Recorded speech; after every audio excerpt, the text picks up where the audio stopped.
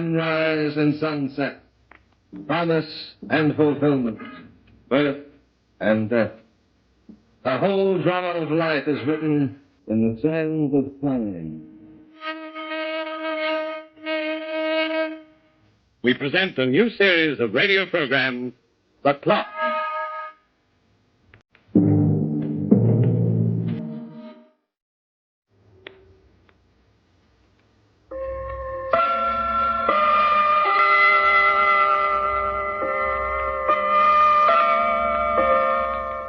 The wheels of chance, like the hands of time, move slowly.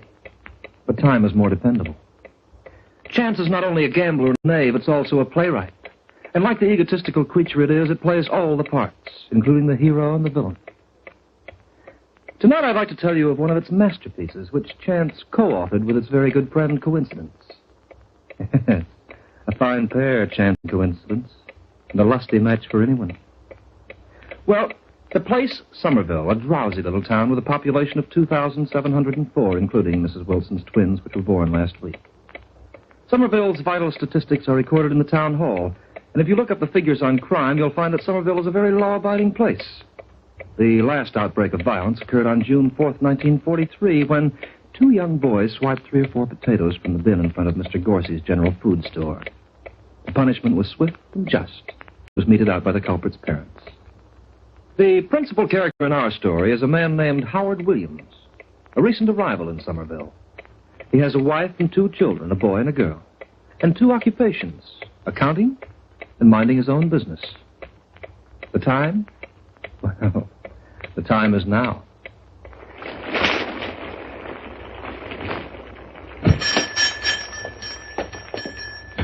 Oh, good evening, Mr. Williams. Good evening, Mr. Hawley.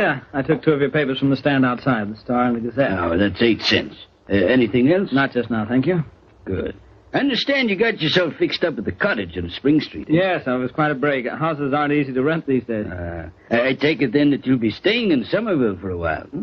I'm going to make it my home, Mr. Hawley. Oh, now that's fine. That's real fine. You'll find the folks hereabouts are plain, not very exciting, but they're nice people to know. I think we're going to like it here. I'm sure you will. You like detective stories? Not particularly, but my wife does. Oh, fine. Well, now, look, I got a new issue in today. I thought you might like a copy. nice for reading by the fire and scaring the tar out of you in a long winter's night. I'll buy a copy for Hazel. She gets a big kick out of stuff like that. Oh, good. Here you are, Mr. Williams. That's 23 cents in all. Uh-huh. Thank you. Hey, this first story sounds like a thriller that's a crime that was almost perfect. Oh, Hazel should like that. She's always getting me into arguments about the perfect crime. She reads so much of this stuff, she believes the perfect crime is impossible. Impossible? Well, don't you? Oh, it seems to me there's many an unsolved murder case in the police files. Of course, I don't know much about those things, but I imagine a man could kill another man and get away with it if he planned it carefully enough. Ah, yes, but there's always a slip-up, isn't there? Well, maybe there is. I couldn't say. No, my business is accounting. I prefer leaving criminology to someone else. It's a good idea. I want a pack of cigarettes, Kensington. Very good. Here you are, ma'am. Do you know where I can get a room for the night? Somerville Hotel is just about 3 blocks up. No, I tried that. I phoned. They don't have anything. Well, the only other place I know of is Mrs. Kopp's rooming house.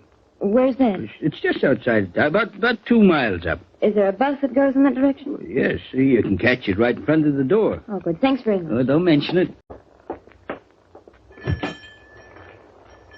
A stranger in town, I guess. Mighty pretty, too, eh? Well, I think I'll be on my way, Mr. Hawley. I'm afraid I'm late for dinner. Well, I'm certainly glad to hear you're going to make Somerville your home, Mr. Williams.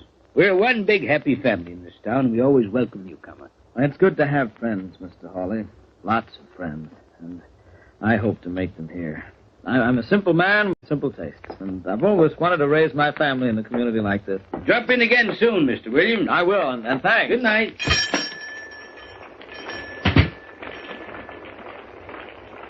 Oh, the weather's awful, isn't it? It looks like we're in for a storm. It's beginning to hail. How often do those buses run past? I'm not sure. Every 15 minutes, I imagine. Maybe I can get a cab. I'm going in your direction. You are? And I have a car over there. Can I give you a lift? Well, I'd hate to put you to any trouble. No trouble at all. Maybe you'd better not. Why? Oh, well, I guess it's all right. Which car did you say was yours? The gray sedan. Oh, let's go.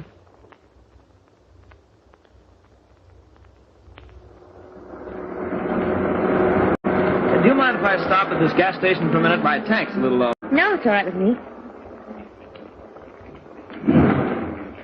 I'll fill her up, mister? Yes, please, and check the oil. Do you have a phone inside? Oh, yes, ma'am. I'll be right back. No hurry. Right tonight, ain't it, mister? Blowing up. Better watch the road out of town. This hail ain't gonna do it much good. Well, I'm not going very far. Say, your left front tire's kind of smooth. You better get it changed. I intend to buy a whole new set next week. Oh, can I take your order for it? I suppose you can. My name is Williams. I'll run by here on Wednesday or Thursday and let's put them on. Okay. Say, you're new in town, ain't you, mister? We've just been here a little over a week. Well, welcome to Somerville. Thank you very much. My name's Pete. I run this gas station. Anytime you need any advice about your bus, just drop in. No charge for advice to neighbors. That's very kind of you. Yep. We're a small town, maybe, but we get along nicely. City's a good place to visit, but it's no place to live. You never get to know folks the way you do here in Somerville. And they seem like worthwhile people to know. Well, I'll check your battery and your water. You ready? Just about. Look, I changed my mind. I'm not going to that rooming house just yet. Do you know where the turnpike is? It's a mile from here. But it's only a crossroads. Are you driving past? Yes? Then I'll get off there. But there's nothing up the turnpike. Well, Are you giving me a lift or aren't you? Why, of course. Then let's get going, and you can drop me off where I asked you to, at the turn.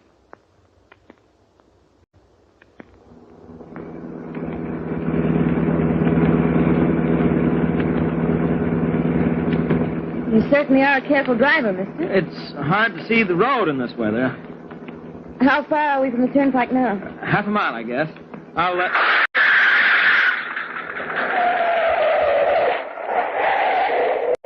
What's the matter?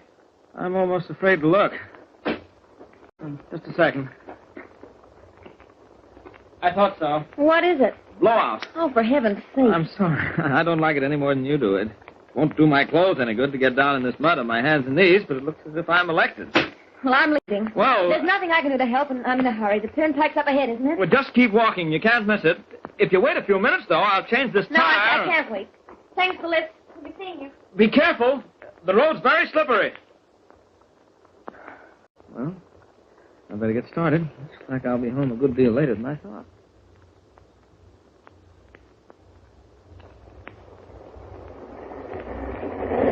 Hold it, mister! Hold it! What's the trouble? The road is blocked. There's been a crack up. You'll have to detour. Which way do I go? I live on Spring Street. Well, you better turn back and make a left turn on Maple. Oh, apparently I'll never get home. Sorry, mister. Nice night for ducks, anyway. Yeah, ducks and murder. Maple, did you say? That's right, mister, and take it easy.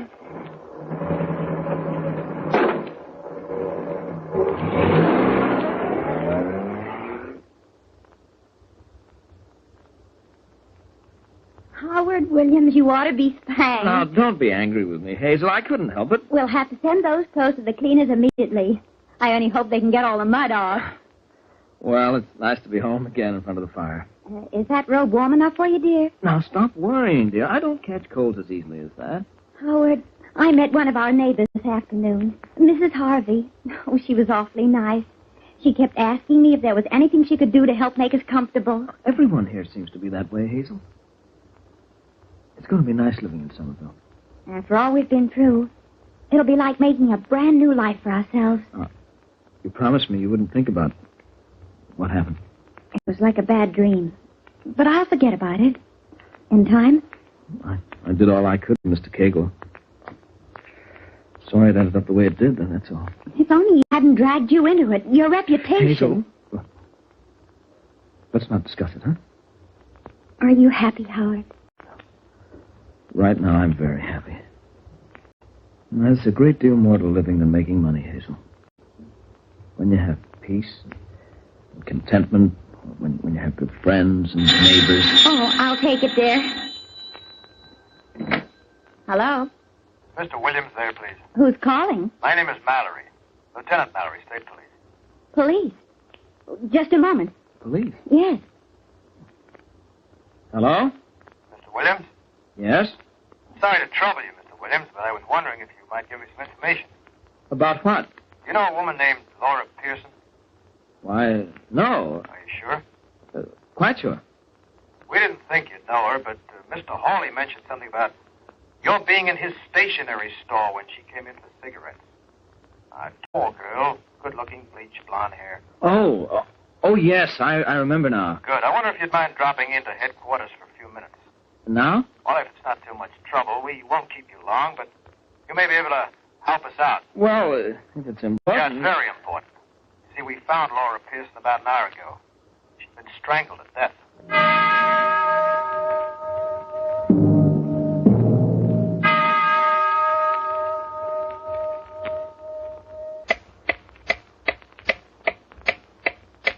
Yes, the town of Somerville is very small, and you'd never find it on the map. But things do happen in Somerville. On this particular evening, for instance, at exactly 8:45, Howard Williams stepped into Lieutenant Mallory's office at police headquarters and was formally introduced to Fear. Sit down, Mr. Williams. Sit down. Do you remember Pete, the owner of the gas station? Oh, hello, Pete. Hello. Pete told me you'd met a couple of hours ago. He's the guy, Lieutenant. She was riding with him when he stopped for gas. According to Pete, Mr. Williams, Miss Pearson was seen in your car just before her body was found. I could have told you that myself if you'd asked. Naturally. How did you come to pick her up, Mr. Williams? I didn't pick her up. No? I gave her a ride. Oh, but I'm sorry. I'm afraid I put it in the wrong terms. Exactly what occurred between you and Miss Pearson this evening, Mr. Williams? Well, I met her outside the stationery store and offered her a lift to Mrs. Carp's. She made a phone call at the gas station. Is that right, Pete? I guess so. Well, of course it's right. Why should I lie to you? Oh, I beg your pardon. I didn't mean to infer that you'd lie. Please go on with your story. Well, that's about all there was to it. Instead of going to Mrs. Carp's, she asked me to drop her off at the turnpike. Oh, why? She didn't say why. Mr. Williams, the turnpike is over a mile from Mrs. Carp's. That's an odd place for a young girl to go in weather like this. Well, it wasn't any of my business why she was going there. And I didn't ask her. I only... Just a minute, please. Flanagan, send Mr. Hawley in. I'm afraid I can't help you out very much in connection with Miss Pearson. I never saw her before tonight, and Oh, come in, Mr. Hawley. Howdy. Good evening, Mr. Hawley. I said good evening. Yes, I heard you. Mr. Hawley, did Mr. Williams and the Pearson woman recognize each other when they met in your store? Well, I can't recollect that they did. All I know is that it... That's very funny. What is? Weren't you wearing a brown suit about 3 hours ago, Mr. Williams? Why, yes. Why did you change your clothes? Well, because my other suit. Wait a minute. What is this, Lieutenant Mallory? I'm beginning to feel as if you're questioning me like a suspect. Oh, no, not at all. We merely want whatever information you can supply. But I won't question you anymore right now, Mr. Williams. Perhaps I'll get in touch with you again tomorrow. Thanks a lot for coming in. That's all right. Oh, just a second. Mr. Hawley tells me your wife reads detective stories. What about it? He said that you and she were discussing the perfect crime this evening. Perfect crime? Well, I know how it is, Mr. Williams. I sometimes read detective stories myself. Good night.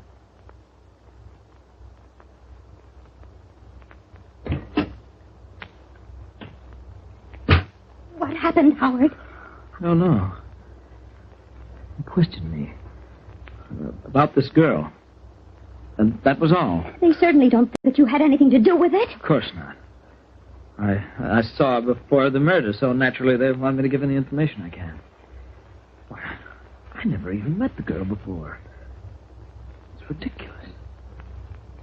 They haven't got anything on me. They can't prove anything. Hey. Hazel. Yes, dear. You know I had nothing to do with this, don't you? You don't have to defend yourself to me, Howard. Defend myself? What? Yes, that's what I'm doing now, isn't it? Defending myself. Just doesn't make sense. I have nothing to defend myself against, Hazel.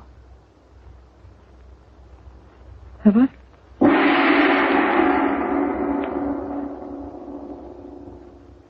Sorry to disturb you again, Mr. Williams. What is it now, Lieutenant? There's a man named Cy Parker who lives about a mile north of the turnpike. I'm afraid I don't know who he is. Well, he may know you, however. He does? He seemed to give me a pretty good description of you. He said he warned you away from the roadblock early this evening. Oh, he must have been the man who told me to detour. That's right. He also said you were alone. What about it? That you looked like you'd been through some kind of a crack-up yourself. Did I look like a... He said he noticed mud on your face and hands, and you seemed to be rather annoyed at being held up. Well, naturally, the weather was foul, and as far as the mud was concerned... Those your clothes on that chair there? Yeah. Brown suit. Were you wearing it tonight? Yes. Muddy, isn't it? Well, I had to fix a flat tire. Ah. Mr. Williams, you'll have to return to headquarters with me. What for? Well, there are 2 or 3 loose ends that have to be cleared up. Loose ends? What do you mean? When we found Laura Pearson's body, her clothes were also covered with mud.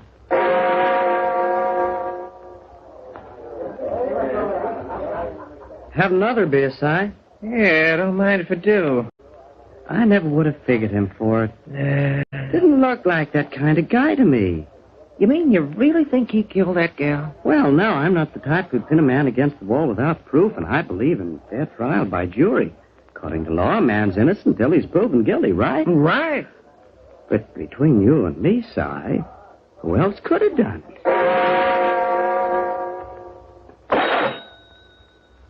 Yeah, nice sort of way he looked at her when she come into my store, I tell you.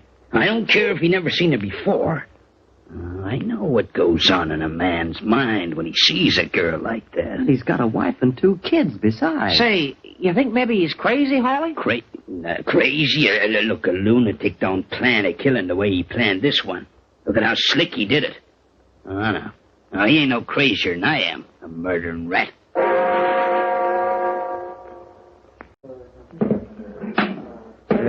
Well, Judge, he was sitting with this woman in the car, and it seemed to me they knew each other a lot longer than he said he did.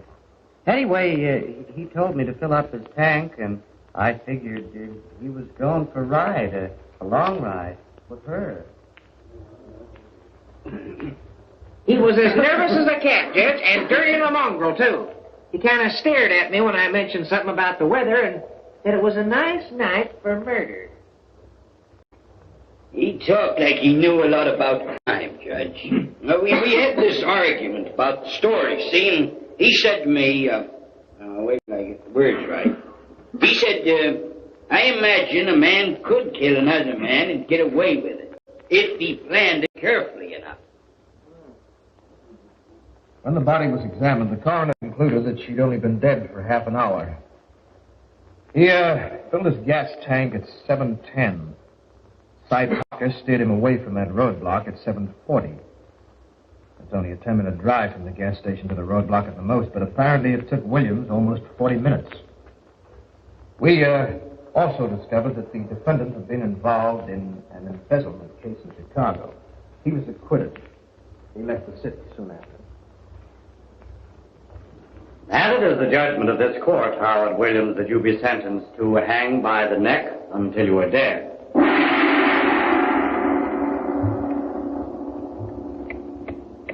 Well, I haven't been very kind to poor Howard Williams so far, have I? But let's see what I have in store for him as his wife visits him in the cell. Howard. Hello, Hazel. Howard, they just told me. There's been no reprieve. I know. You told me an hour ago. Howard, what are we going to do? What can we do? They can't kill an innocent man. I don't believe it. They couldn't. You're the only one who believes I'm innocent, Hazel. Why did we come here? Why did we ever come to this horrible place? Don't. How are the kids? They asked for you. Hazel, I want you to leave now. Please. It'll make it easier for both of us. Will this be the last time I'll be able to see you? Yes. Howard. No, don't say any more. Tell them outside that I want to see the prison chaplain. I refused to talk to him earlier. But I've changed my mind. Bye, Hazel. No, I won't say goodbye. You still have time. There's still a chance. There's still a chance. I'm afraid there isn't, Mr. Williams. Hello, Lieutenant. Hello, Williams. You asked to see me? Yes. Open the cell door, Haggerty. You can leave us, Haggerty. Hazel, will you leave us too? I'll wait outside.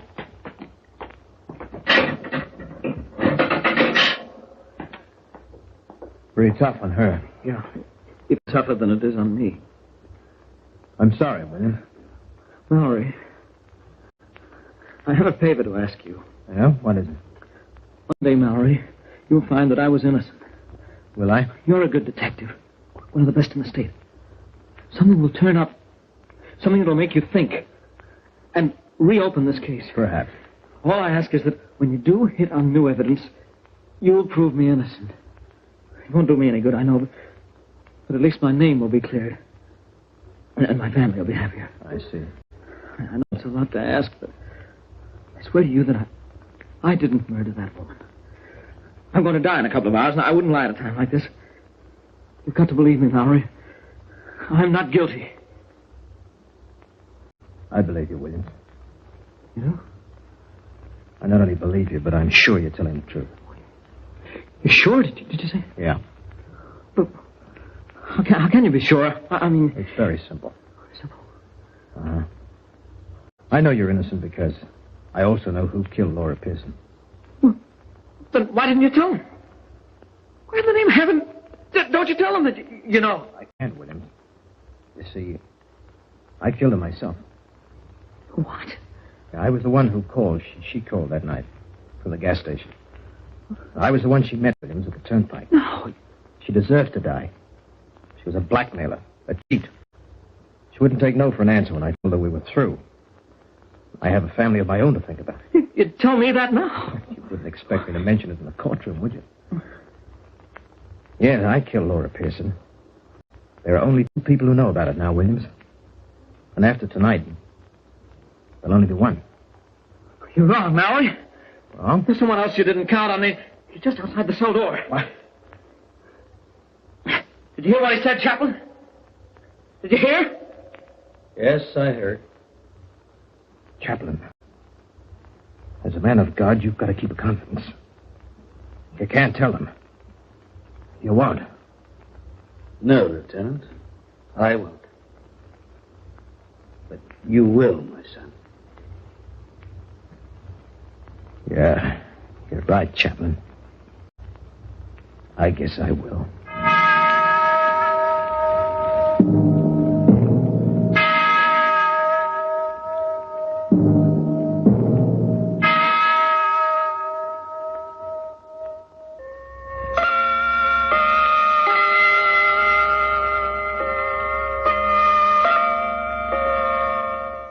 And that is the story of Howard Williams as recorded by the clock.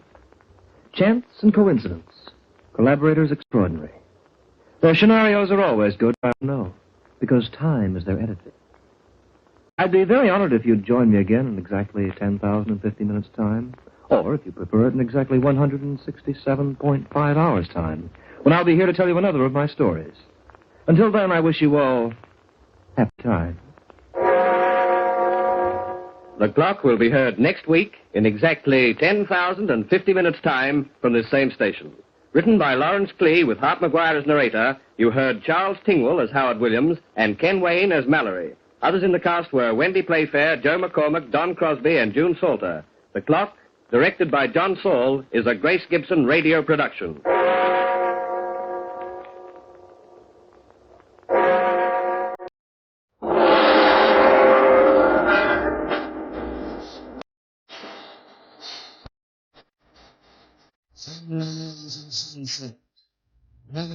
And fulfillment, birth and death. The whole drama of life is written in the sands of time. We present a new series of radio programs, The Clock.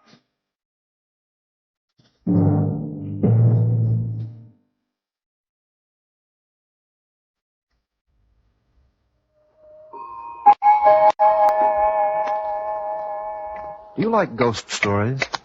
Do you like to feel the blood run down your spinal column like the mercury in a thermometer that's been plunged into ice-cold water? Throughout the ages, people have enjoyed listening to tales of the supernatural, although few believe the supernatural exists. I was one of those cynics myself until I heard about Kay and Larry Cowling. Now, I'm not so sure. The subject of time has a great deal to do with our preoccupation with ghosts. On one side of the fence, we have the realists. You live your own life on Earth and don't return. On the other side, we have the romantics, the people who feel that the past is part of the present. The scoffers make fun of them. They demand proof when a ghost appears, and so far no one has been able to produce a genuine set of, shall we say, supernatural fingerprints. But tonight we'll leave the realists with their fingerprints and their hard, cold facts, and lend an ear to a pair of likable young romantics. The story of Kay and Larry Cowling can undoubtedly be explained logically. But that depends, of course, on whether you have a logical turn of mind.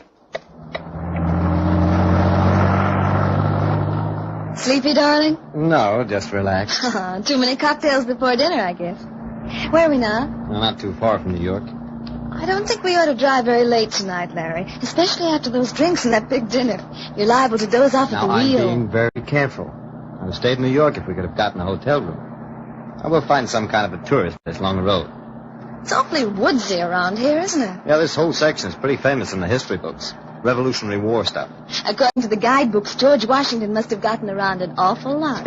He seems to have slept in every house around here. Yeah, the tourist places use that gag to come on for gullible Middle Westerners like us.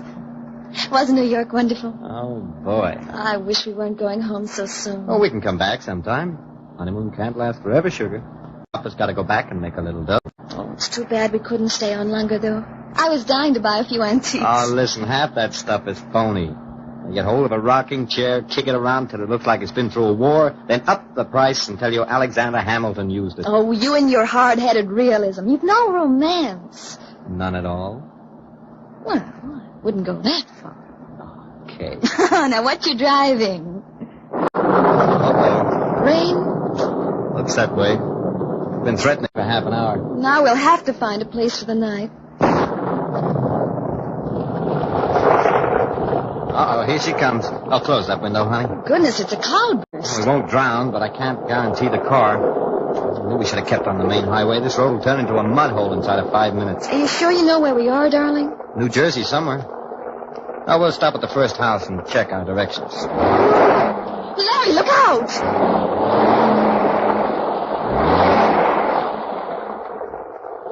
Phew. That was a close one. Oh, now I don't know whether we can get out or not. No, I don't think so. Well, we're stuck, Kate. Here? Oh, darling, I didn't pick the spot. Well, we'll try it again.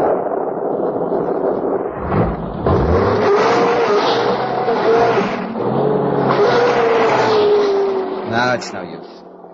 We're stuck fast. Now what? Oh, we stay here until the rain stops. But it's getting so dark, Larry. Would you prefer to walk? In this rain? Wait a minute, what's that shining through the woods? It looks like a house light. It doesn't seem bright enough for that. Oh, well, we may as well take a chance. Come on, honey, we'll make a run for it. Ready? Uh-huh. Let's go.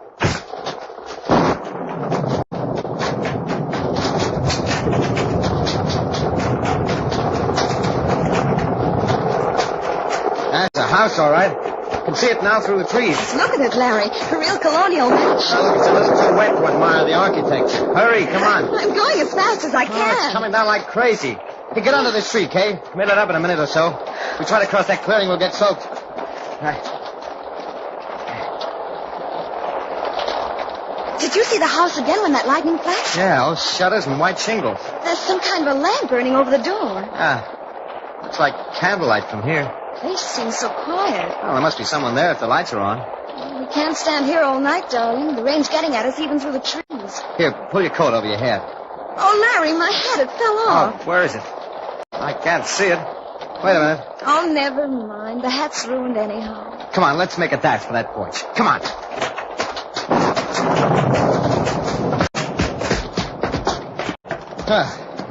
Here we are. What's that sign say over the door there, Kay? Ye olde Sunnyside Inn. Sunny side is right. Well, it must be a hotel, Larry. Isn't that a break? I hope they got a room for us. Where's the doorbell? Well, there isn't any. Oh, here's a knocker over here. Oh, I can see it's going to be one of those quaint little joints. Larry, What? look over there. Why, they're horses. With saddles on them. They're hitched to those posts. Yeah, I've never seen saddles like that before. Oh, good evening. What do you want? Well, a room if you have one. We're not taking strangers in tonight. You run a hotel, don't you? Find another spot to tether your horses. Tonight the place is closed. Bring 'em in, Bess. There's no fit night for a dog. But Seth... Do as I say, woman. Come in. Well, thanks. Go in and tend to your guests. Their throats are parched and they're calling for ale. All right, all right. Where are you from, Sarah? Laporte. Laporte? In France? No, Indiana. Indiana? What in the name of Satan is Indiana? Why, it's... Wait. You don't know where Indiana is? Say, what kind of a gag is this? Gag? Yeah, what's the idea of that getup? You speak the king's English, and yet your language is foreign. So is your dress. Well, no matter. You're here for the night. Set yourself at that table, and I'll see about your lodgings. Larry, isn't he queer? You get a load of that outfit? Knee breeches and a wig. And the old lady, she was wearing a costume. Well, they certainly do it up brown in here. Well, what do you mean? Well, this atmosphere, it's like a masquerade. You think they're just putting on an act? Well, of course, Kate. I'll bet the tourists eat it up. But why was she so rude to us? They didn't sound as if they were very anxious to have guests. All part of the background. I think it was kind of cute if we weren't so wet. Larry, Yeah? look at this room. Well, what about it? Just a bunch of antiques. But these antiques are new. So what? And look at the candles along the walls. They don't have electric lights either. Oh, part of routine, that's all. I'm not so sure. You're not so sure of what? There's something about this place. It frightens Oh, now, me. look, don't be silly, honey. But look at the guns leaning against the fireplace. Old-fashioned muskets. Decorations, probably. If they're decorations, why aren't they hanging on the wall? Why are they so shiny and new? Search me. Oh, Larry, let's get out of here. Now, honey, it's raining cats and dogs. As long as we got a place to stay, let's keep it. May not be able to find another, and that car won't budge. The old woman's coming back again, Larry. I've brought you 2 tankards of ale. It'll warm ye bones a bit. Ale? Well, sounds okay. I'd rather have martini, but ale will do. Martini? Dry. Is this martini fish or fowl? A martini is a drink, lady. Well, thanks for the ale. Boy, this stuff is good. The Hoskins house is noted for its brew. Oh, it's awfully strong. Who knocks? Open up! Your Excellency. Has he arrived? Not yet, Your Excellency. Larry, he's dressed like the others. Pray be seated, Your Excellency. I'll tell my husband you're here. Who are these two? Travelers, Your Excellency. We gave them shelter from the rain. I told you to take in no guests. It was Hoskins. Never mind. Tell him to prepare my quarters. In all haste, Your Excellency. A pretty rough night, isn't it? I don't know you. Oh, my name's Cowling. This is my wife. How do you do? Good evening. And your name? You don't know who I am? I don't believe we've ever met. Met? Well, really. What's he laughing at? I don't know. But the man is rather rude. What was that you said? You heard me. Larry, please don't start anything. Yes. Tell your husband to hold his tongue. If he displeases me, I may have to cut it off. Why, I'll kick your teeth in. Larry! What am I supposed to do, stand for his He's lips? got a pistol in his hand. Well, hey. You needn't fail. I'm not wasting this bullet on such as you. I'm saving it for a friend. I've never seen a pistol like that before. It looks like a museum piece. Your remarks are as stupid as your countenance. Keep them to yourself. This museum piece may make some conversation of its own. Your Excellency, your quarters are ready. Good. I'm to be called 1 hour before the dawn. Do you understand? Yes, sir. Yes, sir. Well, I'll be a monkey's uncle. What kind of a joint is this, anyway? Larry, I'm afraid. Of what? These clowns? I'm getting a little tired of the act, that's all. But, Larry, maybe they're not putting on an act. What? Well, suppose Suppose they're insane. What, the whole silly lot of them? Why do they call the tall one Your Excellency? And the way they bow and scrape and talk? Larry, this isn't a musical comedy. There's something wrong. Well, you don't think we've accidentally stumbled into a nut house, do you? Whatever it is, Larry, I don't like it and I want to leave. Where's your handbag? Over here. Come on, let's get out. Hey, I can't open the door. There's a heavy bolt on it. Wait a minute. Maybe I can pry it loose with... Stand where you are, sir. Larry, he's pointing a shotgun at Hey, us. what's the idea? Are you trying to leave? Well, we thought if we'd see if we could get our car out of the ditch. Car? Our automobile. Your language is the devil's own. And so are your garments. Stand away from the door. Stand back, I say. Larry. It's all right, honey. Take it easy.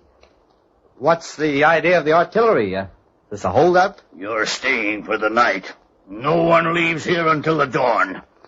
Don't show your back again, Sarah, unless you like both barrels between your shoulder blades. Your ale, Seth. Good. We'll drink to His Excellency. I don't think I want any more ale. It's much too strong for me. We'll drink to His Excellency. Do I make myself clear? Better humor him along, honey. Wait for an opening. To His Excellency. To His Excellency. Oh, boy, this stuff is dynamite. A toast now to Tom, a wise president and a just one. Tom? President of what? Our country, you fool. Oh, but his name isn't Tom. Is your woman being disrespectful, Sarah? Oh, but I... Wait. All right, Mr. Hoskins, we'll make a toast. To the President of the United States. The Right Honorable Thomas Jefferson. But Larry, Jefferson was president in 1804.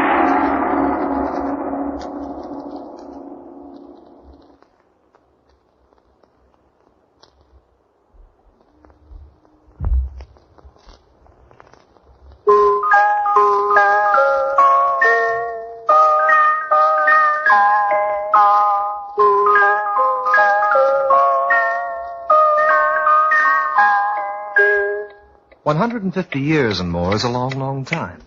And since the year of our Lord 1804, many men have gone to their just reward. How many of these have returned, even for a short space of time, is a question that might be answered by the romantics. And only a realist will insist that none have returned at all. Your room is here. You will remain inside for the night.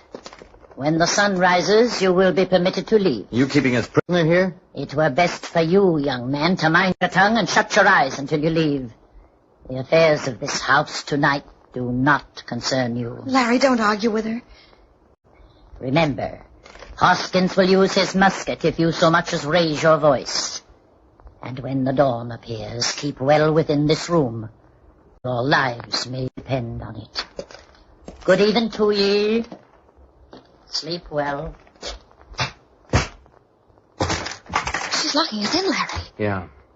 Let's see where the window leads to. No, too much of a drop. We'd be taking a chance if we tried to climb down. What do we do, Larry? I don't know what those screwballs are up to, but maybe I can think of a way to get out of here before morning. You know, I'm beginning to change my mind. About what? I'm not so sure they are crazy. You're not? That ale had a stronger effect on you than I thought. The things they say are odd, but there's one way they might make sense. Oh, how? If those people were living in colonial But they're not. They're living now. This is the 20th century. I'll bet my last $5 we've just met a bunch of refugees from a padded cell.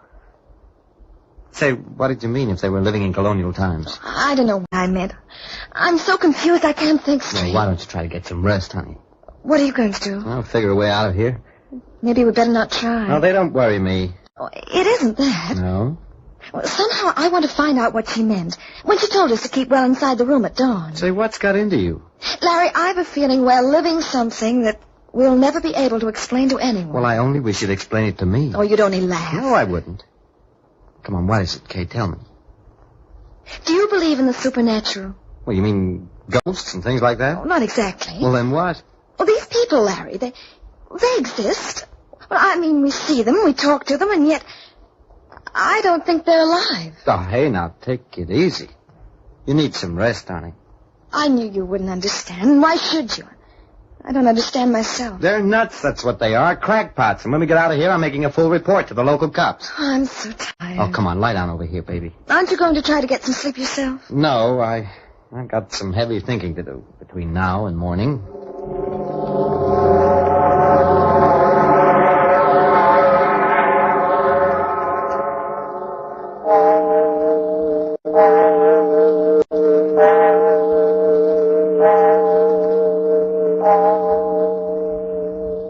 Oh, Larry, I'm over here, honey.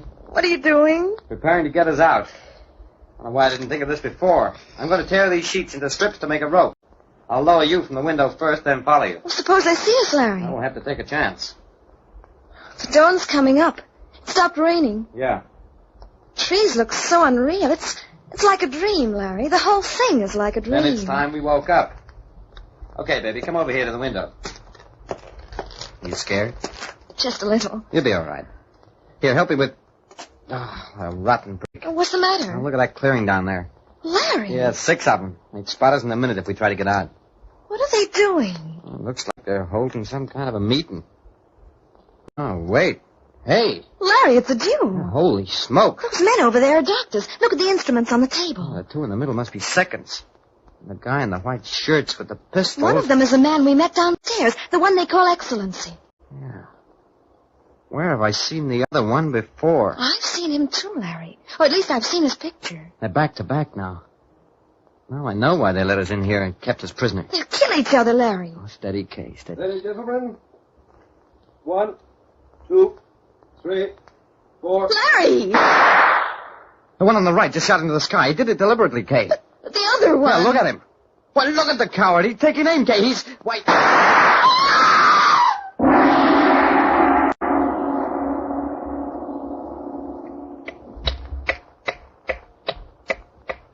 Well, I hope you're enjoying our excursion into the supernatural. But I'm afraid Larry and Kay aren't. Somebody's coming in. I'm going to take a sock at him. It's our only chance. No, Larry, don't. They'll kill us if you do. Easy now. You saw the duel? Duel? Don't make me laugh. That was murder. You're wanted downstairs in the tap room. Come with me. And mind you don't try any tricks. I'm going to watch for an opening, Kay. When it comes, get ready to run. Carrying someone in. That guy was shot. Well, look at his shirt front, Larry. It's covered with blood. He hasn't got a chance. He'll be dead inside of an hour. Put him in the coroner room. Surgeons will probe for the bullet. Here are the strangers, sir. I'll take care of them. You stay with him. Well, you witnessed the duel? Oh, yes. We witnessed the duel. Come into the tap room. Huh? Where's the hero? Where's His Excellency? He did a very fancy job. Be quiet. He's got a wonderful sense of fair play. What do they call him besides Your Excellency? The butcher? I said be quiet. Larry. I won't be quiet. This man is a murderer. He ought to be jailed. Were you referring to me? You're darn tootin' I was referring to you. Your opponent deliberately fired into the air, and then you killed him in cold blood. Your language is offensive, sir. Well, that's too bad. I demand an immediate apology. How would you like a punch in the jaw instead? Larry, please. I see you still don't know who I am. You young fool. He's one of the best shots in the country. I've just got rid of a major nuisance in my life. Now I shall be forced to wipe out a minor one. You will give me satisfaction on the green tomorrow, sir. No. And meanwhile, you'll take my glove in your face. I work without gloves, brother. Like this. Thanks for your hospitality. Come on, Kay, let's get out of here fast.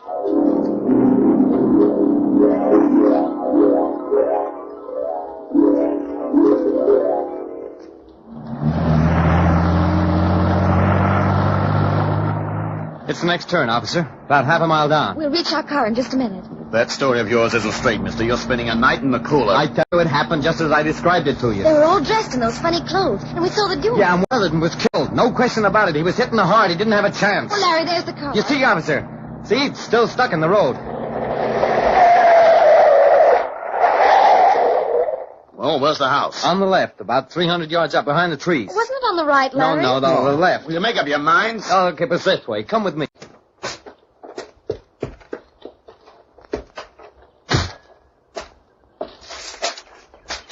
You know, I thought I knew every inch of this country. What kind of a house was it? Well, colonial. Looked brand new. It had just been freshly painted. Well, there was a porch and a garden in the back. What's them branches? They're sharp. Well, that's funny. It wasn't as wild as this last night. We didn't have to go through all this underbrush to reach the house. There was a path here. Yeah, and it was clear behind those trees. You sure we're going right? Well, maybe we're... Oh, Larry, look, my hat. I lost it last night, remember? Oh, sure, yeah, look, there it is. Why, we probably came... Well, Larry. Is that the house you're talking about? Why, it couldn't be. Let's go up. That house is old, officer. The weeds are growing right up to the door. Yeah. Freshly painted, huh? This stump ain't had a paintbrush on it for 100 years. Oh, just look at the inside. It's falling apart. Well, we must have made a mistake. Larry, look at it closely. It could be the same house. It were new. You know, I got a half a mind to yank you in. Look, I tell you, officer, we weren't trying to kid you. I swear we weren't. Did you have any drinks last night? Just one or two. No, one or two, huh? You must have been plastered, that's what. This shack's been standing here ever since the Revolution, and nobody's lived in it for 90 years. But I just can't believe that. Here you are, wise guy. You answer this ticket in the county court tomorrow. I ain't sure what the charge is going to be yet, but I'll figure out one by the time you show up. Screwballs. What does it mean, Kate? I don't know. Could we have dreamed it? Oh, you know we didn't. Maybe we didn't find the right house. Maybe it's off in the woods over there. Larry, no. Huh? Let's not look for it any longer. Oh, you're right. Better leave well enough alone. Well, we may as well start back to town. I'll get a tow truck to pick up the car. Oh, which reminds me, I hope I got enough cash on me. Let's see. 20, 40, 50... Kate. What is it, Larry? You remember the guy who was shot in the duel? Yeah. You said he looked familiar? Oh, take a look at the face on his $10 bill. It's the same man, Larry. Alexander Hamilton. The glove. The one the other man hit you with. There it is on the floor. Say, that's right. It's a gauntlet. And look how old it is. It was new when... Larry, the initials on the wrist. A.B. A.B. If the other man was Alexander Hamilton, those initials must stand for... Aaron Burr. The man who actually did kill Hamilton way back in 1804.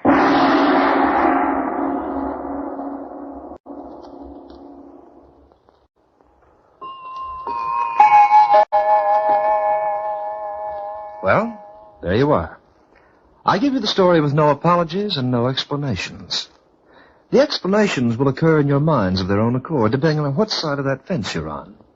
A realist might say, for instance, that the Cowlings were rather flighty people, given to rather potent liquids and periodic hallucinations. But then the romantics might retort, where is the proof that it didn't happen? As for me, I take no sides. I've been around long enough to know that sooner or later the facts will out. It's only a matter of time. The Clock will be heard again next week, same time. This program was written by Lawrence Klee, and Hart Maguire was the Clock. Also heard were Leon Piers as Larry, Win Nelson as Kay, together with Fifi Banvard, Tom Farley, Owen Weingott, and Ken Warren. The Clock, directed by John Saul, is a Grace Gibson radio production.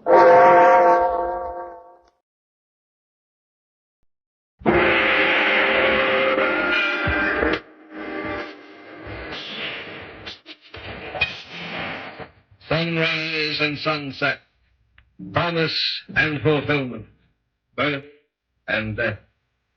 The whole drama of life is written in the sands of time.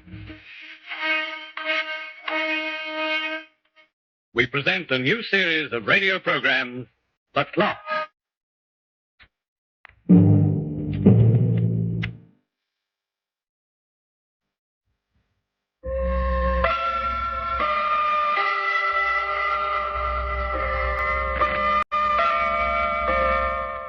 Hello, nice to see you again. Pleasant to be back. Got a little time to spare? 30 minutes, maybe, by the clock? Funny thing about time, to some it's priceless, to others it has no value. It's the most perishable commodity in the world, and yet it lasts forever. If we lose it, we're unhappy, but we don't mind giving it away. For instance, there was young Joey. Have you ever heard of Joey Harper? Well, perhaps you haven't. He's a likable young fellow, though, alert, ambitious, and cheerful. Well, usually cheerful, anyway. For even the best of dispositions can often change. I'd like to tell you about Joey. Will you listen? it might be worth your while. It's so amazing you may not believe it, although it could have happened to you. Oh, listen, Lois, listen. You gotta listen. It wasn't my fault. Oh, gee, honey, I love you. I wouldn't hurt you, Lois, for all the money in the world. All the money in the world. Joey used those words before, but in a different way. Joey felt that money made the clock go round, and that everyone had it but him. Joey, Yeah? what are you thinking about? Your old lady. What? I mean your mother. Oh, gee, I'm sorry about what she said, Joey. It's not your fault. Maybe I'll never have any more dough than I got right now. Maybe she's right. I'm just a bust. Oh, don't say that, Joey. You gotta give yourself a little time. Time? How much time do you think I got? I'm 22, Lois, practically middle-aged.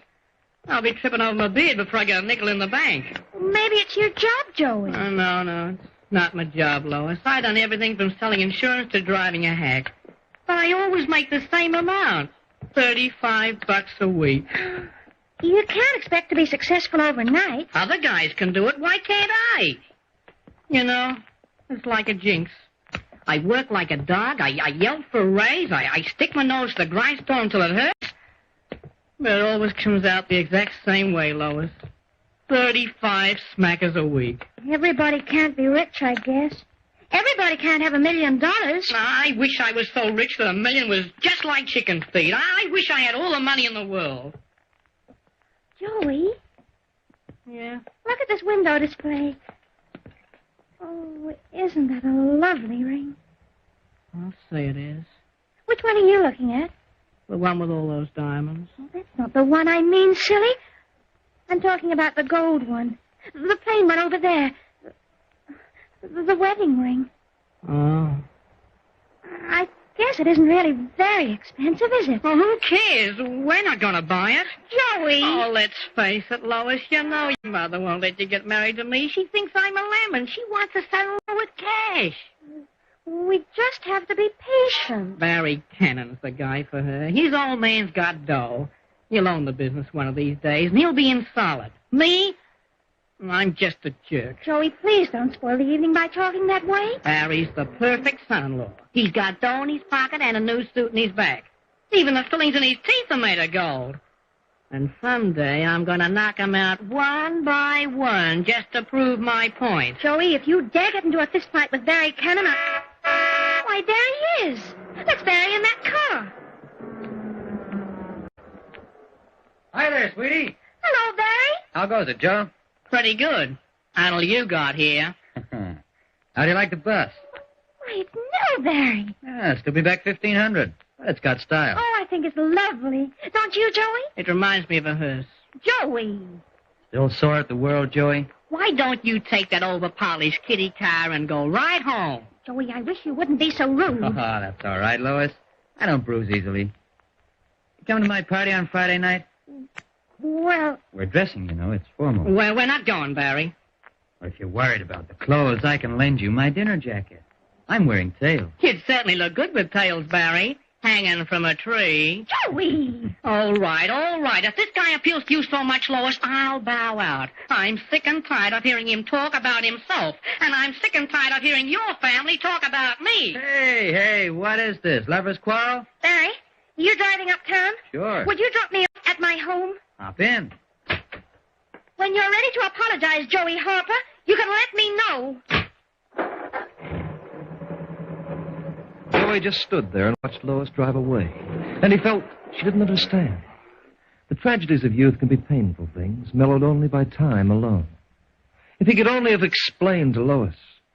If he could have only told her... You don't know what it means, Lois, when a guy can't afford to buy his girl an engagement ring. When I take you to the movies, we always sit in the cheapest seats. After a while, Lois, it gets so you begin to think that money's the most important thing on earth. And you can't live without it.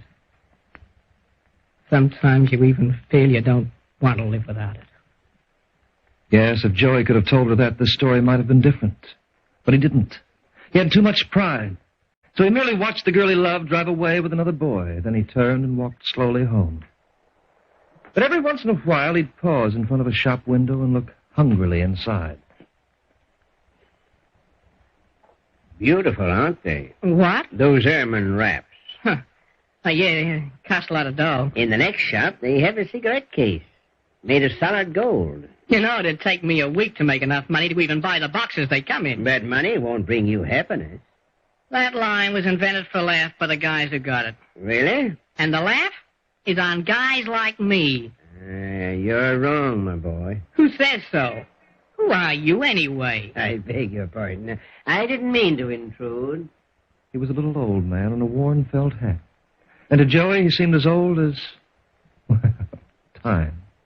He seemed to shuffle as he walked, as if his balance was bad, and Joey saw him start to cross the street.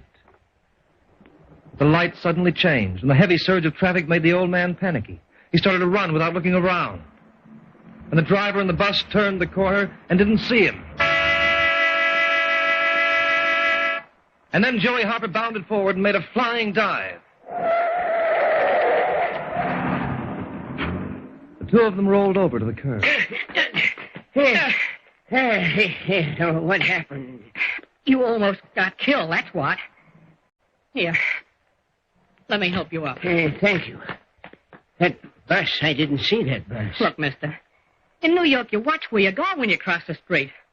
Those 10-ton buses can make a permanent crease in your future. Yes, I guess I'm not used to all this traffic, but you saved my life, young man. Forget it. No, young man. You saved my life. Not that it's worth very much to me, but I have a great capacity for gratitude. Well, I guess you and I are in the same boat, Pop, when you say your life isn't worth very much. But I'm old, and I have no one who cares. But you're young and strong. Why do you feel the way you do? It's simple, Pop. I'm broke. You mean you haven't got a job? Well, I got a job. I can always get a job, but what good does it do? I'll never make enough to live the way I like. How would you like to live? You ever read The Count of Monte Cristo? Yes. Well, that's the kind of dough I'd like to have. Not $1,000 or even $1 million. I'd like to have so much money there'd be no end to it. I'd like to wrap up the world in cellophane and stick it in my pocket like a pack of cigarettes. Yes, but money isn't everything. It's enough for me. You see, I have the kind of money that you talk about. Unlimited quantities to do with as I please. I am the richest man who ever lived. But it doesn't make me happy. Pop, you didn't crack your head on that curb, did you? You feel okay? Where do you live, young man? 87 Neville Street. Why? And what's your name?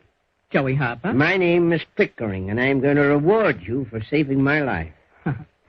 You better keep your money, mister. You look like you need it as much as me. I said I'm going to reward you, Joey. And I mean it. Yeah? I'm going to give you all the money in the world. Joey watched the old gentleman shuffle away, and in spite of his depression, Joey smiled. All the money in the world. Joey doubted if the old man had anything more valuable to give away than his time. But Joey didn't know how valuable the old man's time could be. A few minutes later, Joey reached his furnished room. He'd made a big decision. He was going away for good. He'd forgotten all about Mr. Pickering by the time he'd packed his bag, but when he opened the door to go, the old man was standing there with an envelope in his hand. Good evening. Oh, hello, Mr. Pickering. Are you going somewhere? I'm getting out of this town. For keeps. I'm through back in the system. I know when I'm licked. Do you have a minute to spare? Sure. Come in. Thanks. So this is where you live. Yeah, classy, isn't it? Do you prefer more elaborate quarters? And I'm going to get it, too. Tomorrow night I'll probably sleep in the park, and then I'll have plenty of room to move around. I'd suggest a 4-story brownstone mansion. I believe there's one available right now. Of course, you'd have to arrange for a staff of servants, but that could be managed, too. What are you trying to do? Give me a ride? You can give her to me, Joey, when you get your limousine. Well, right now I'm using the subway. Joey! Come back, Joey. Would you mind leaving me alone? Come back, Joey, and open this envelope. It may change your mind about many things. What's in that envelope? When you open it, You'll see. But before you do, remember this is only a trickle. It's a drop in the bucket. There's more where that came from, lots more, and I promise you I'll keep you well supplied. You must be nuts. I have no more use for what you'll find in that envelope, Joey. I've achieved my goal, you see. I only hope it'll help you to achieve your own. Go on. Open it, Joey. Hey,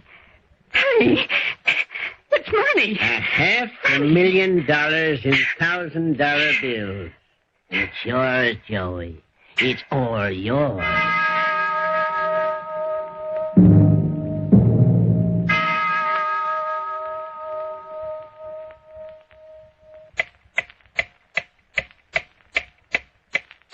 Have you ever wished upon a star and had that wish fulfilled? It's common among mortal men. Joey knew the meaning of wish fulfillment when he stared at all the money on that table. For 5 full minutes, and I timed him personally, he didn't move. $500,000. And Mr. Pickering had said it was only a drop in the bucket. What are you thinking of, Joey? I... Are you planning to do a lot with your money, or are you thinking of calling the police? I just can't talk. No, Joey. I didn't rob a bank or lift a payroll.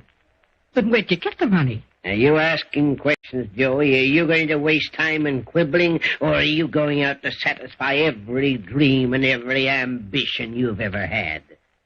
You're right, Mr. Pickering. I'm just a sap. I've been tearing my hair and beating my chest and praying for a break, and then when I get one, I'm scared. Scared? What's there to be frightened about? You didn't steal anything. There's everything you've ever wanted on that table, and there's more to come. So why bother with questions? Grab it, Joey. Stuff it in your pockets. Go out and spend it. You just watch my scene. There's a store downtown, Joey. An expensive establishment that deals in boats. They have a yacht in the sales. And that's the first on my list. I'll start with the expensive stuff and then work my way down the scale of the junk. Oh, where's my hat? Oh, never mind. I'll buy a couple of dozen on my way down. May I help you? That's a nice pub you got down there, mister. Yes, it is, isn't it? And what's it cost? Well, that yacht is our largest model, 90 feet, accommodates 14 people. Its cabins are completely furnished. It requires a crew of 6. I asked what it cost. $145,000. F.O.B. I'll take it. You what? I said I'll take it. And how will you pay for it? In cash. $145,000. Any tax? You've got that cash in your pocket? $145,000 on the nose. No tax? The tax is included, sir. Have it shipped to the Hudson River and let me know what pier. I'll give you my address and you just give me a receipt. And if you're a nice boy, I'll come around and buy another one. When the paint wears off the one I got. You've heard of King Midas? Well, he was a candidate for the poorhouse compared with Joey Harper. You wouldn't believe what he managed to accomplish in the next 3 hours. You wouldn't believe it unless I gave you my word for it, and I was there with him when it happened. 1/16 cylinder limousine, I'll pay for it in cash. Yes, sir.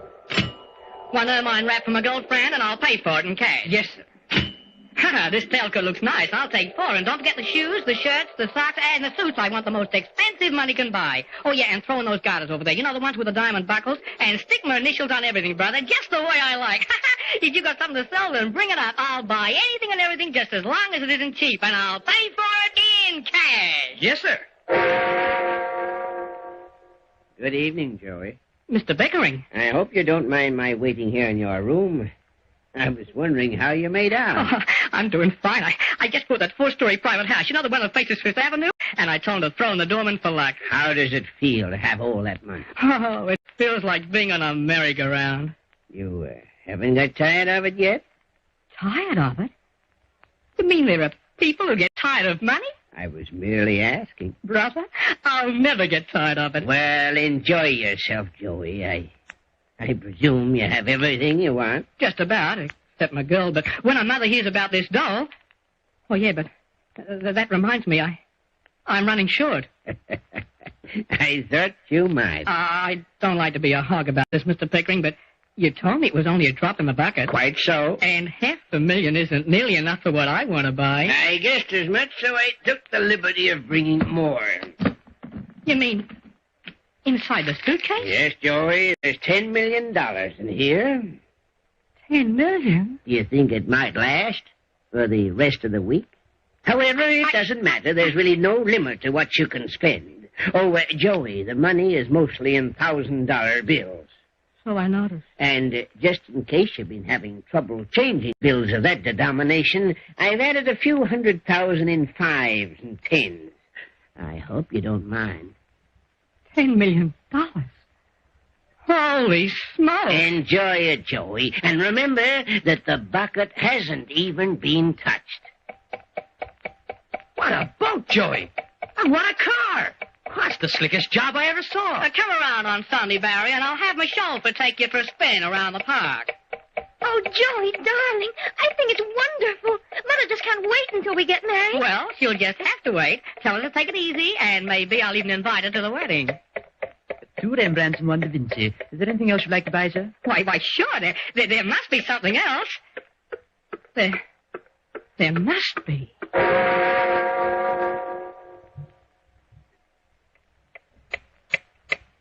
Yes, Joey had bought everything he could think of, and he still had millions left. He had all the money in the world, but he didn't have all the time in the world in which to spend it. Then something peculiar started to happen in Joey's mind. The last shopping spree he'd had wasn't half as much fun as the first. There didn't seem to be anything left for him to buy. He had everything a man could ask for, yet somehow he wasn't happy. And he wondered why. Joey. Oh, hello, Mr. Pickering. I thought I'd come up and see you again once more. Oh, now, look, Mr. Pickering, I don't need any more money. Honest, I don't. Look, I'm having a tough enough time right now spending what you gave me, so will you take it easy for a while, please? What's the matter, Joey? You sound unhappy. You have everything you want, everything you've ever wished for. Isn't that enough? Well, it should be. But it isn't. I know. I came to that conclusion myself. You see, Joey, you have nothing to look forward to, nothing to work for. When things come as easily as they've come to you, they lose their value. They become cheap, Joey, even though they're worth a fortune. Is that what happened to you, Mr. Pickering? Yeah, my fate was even worse. All my life I'd lived to achieve one goal, and then when I thought I'd accomplished an artistic triumph, I found that I'd failed. But one day I'll try again, Joey. Oh, yes, one day I'll try again. Try what? To make the perfect $1,000 bill. You mean you made that money you gave me yourself? I am a printer, Joey, and for 20 years I've printed nothing but handbills and dinner menus. But I also happen to be a genius, and I was going to prove it. My goal was to make money so perfect in every detail that the right thing would look like a counterfeit. No. You didn't make it, though. You didn't. Now, just a minute, Joey. No. Remember this. I didn't make that money to cheat the government. Oh, no. I never spent a cent of it. To me, it was an artistic goal, no more, no less. I am not a counterfeiter, Joey. I am an artist. Here, Joey, what are you doing? I'm calling the police. Don't bother. They're right outside your door. They followed me here. You got me into this, Mr. Pickering. You got me into this. You got to get me out. Joey, you're getting too excited. I didn't know that dough was bad. You gave it to me. You told me it was a reward, Mr. And Pickering. so it was a generous reward. Open up in the name of the law. No, they aren't going to take me. Stay out. Stay out of You here. can't escape, Joey. There's nothing you can do. And your time is running short. You and your money. Why'd you keep out of my life? Who wants your money? Who wants it? Who wants it? There's your man, officer. Do your duty. Why, it's the district attorney himself. $5 million. He passed $5 million in counterfeit money. And we'll give him a year in jail for every nickel. Oh, he told me his chauffeur would take me for a ride. Ha! Now he'll take a little ride for himself. Keep For away Sing from Sing. me. Keep away from me, all of you. My mother was right. Joey Harvey, you've disgraced me. Lois, you gotta listen, Lois. I wouldn't hurt you, Lois. Honest, I wouldn't. 500 years in jail. In solitary confinement. And I get the girl. 500 years in jail. Hard labor. And I get the girl. No, don't touch me, Lois. You've got to listen.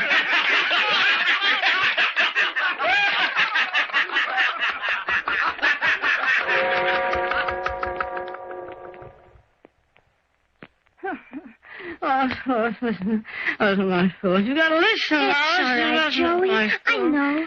We all know, Joey. Oh, Joey, it's all right.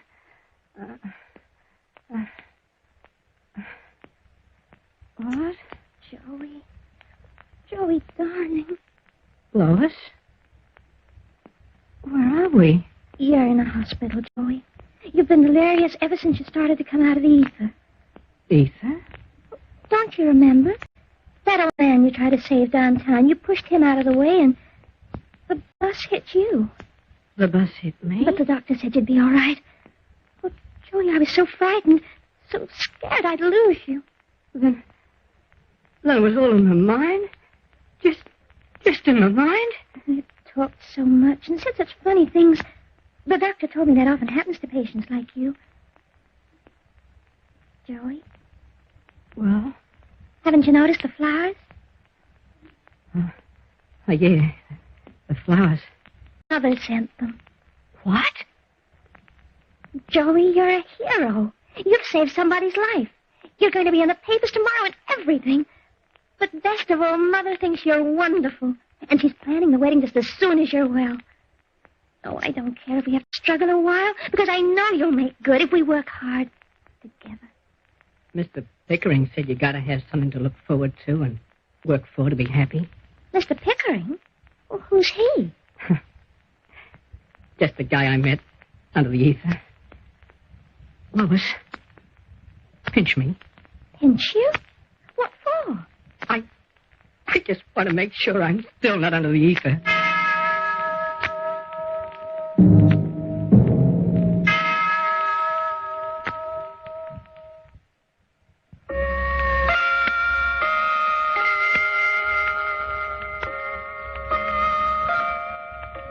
And that's the story of Joey Harper as recorded by the clock. It worked out pretty well, all things considered. The moral? Well, yes, I suppose there is a moral to this story, but I prefer to leave it up to you. Sleep on it tonight. Give me your answer in the morning. I'll be at your bedside, but I'll make sure to ring before I drop in. And now it's time to leave you once again. It's been very pleasant for me. I hope it's been enjoyable for you.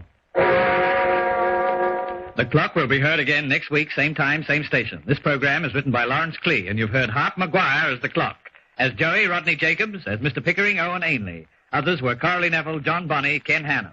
The Clock is directed by John Saul, a Grace Gibson radio production.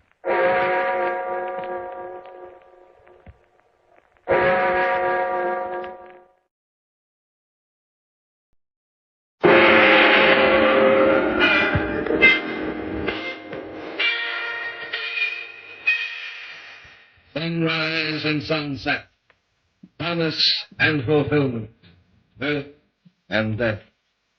The whole drama of life is written in the sands of time. Present a new series of radio programs, The Clock.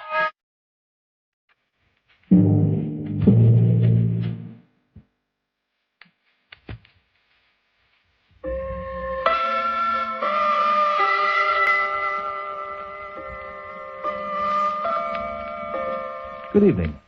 I'm glad to see you set your clock again, for me. I brought you another story. It was told to me by a friend of mine, a watchmaker by trade. We were tinkering around together, so to speak, when he decided to pass the time of day with a little yarn. Passing the time of day is something you can always get me to do, and if I may say so, I do it rather well. You see, I'm one chap who has lots of time on his hands. Well, according to my friend, the story involves a fellow named Littlefield, a man of some intelligence and ingenuity. He was employed by a broker named Roberts as a personal secretary. Their relationship was extremely cordial. Oh, what time is it, Littlefield? It's 10:20, Mr. Roberts. Sorry to have you work so late like this. That's quite all right, sir. I don't mind at all. Well, I guess we're just about cleaned up. Yes, I think so. I'll get it. Mr. Roberts' office. John? Yes. It's for me, Mr. Roberts. For you all. John, What is it, Louise? what's the big idea? Beg your pardon? Don't beg my pardon. What's the big idea? It's almost 10:30. Why aren't you at home? Well, I worked late tonight in the office. Well, why didn't you call me?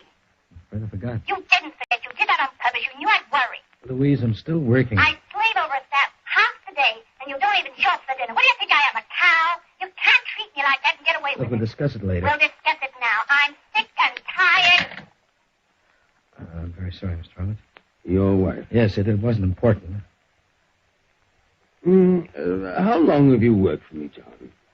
15 years, sir. That's a long time. Yes. Somehow it's brought us very close. You know, I feel I can trust you more than anyone else in the world. Thank you, Mr. Roberts. And so I also feel I have the privilege of talking to you like a father.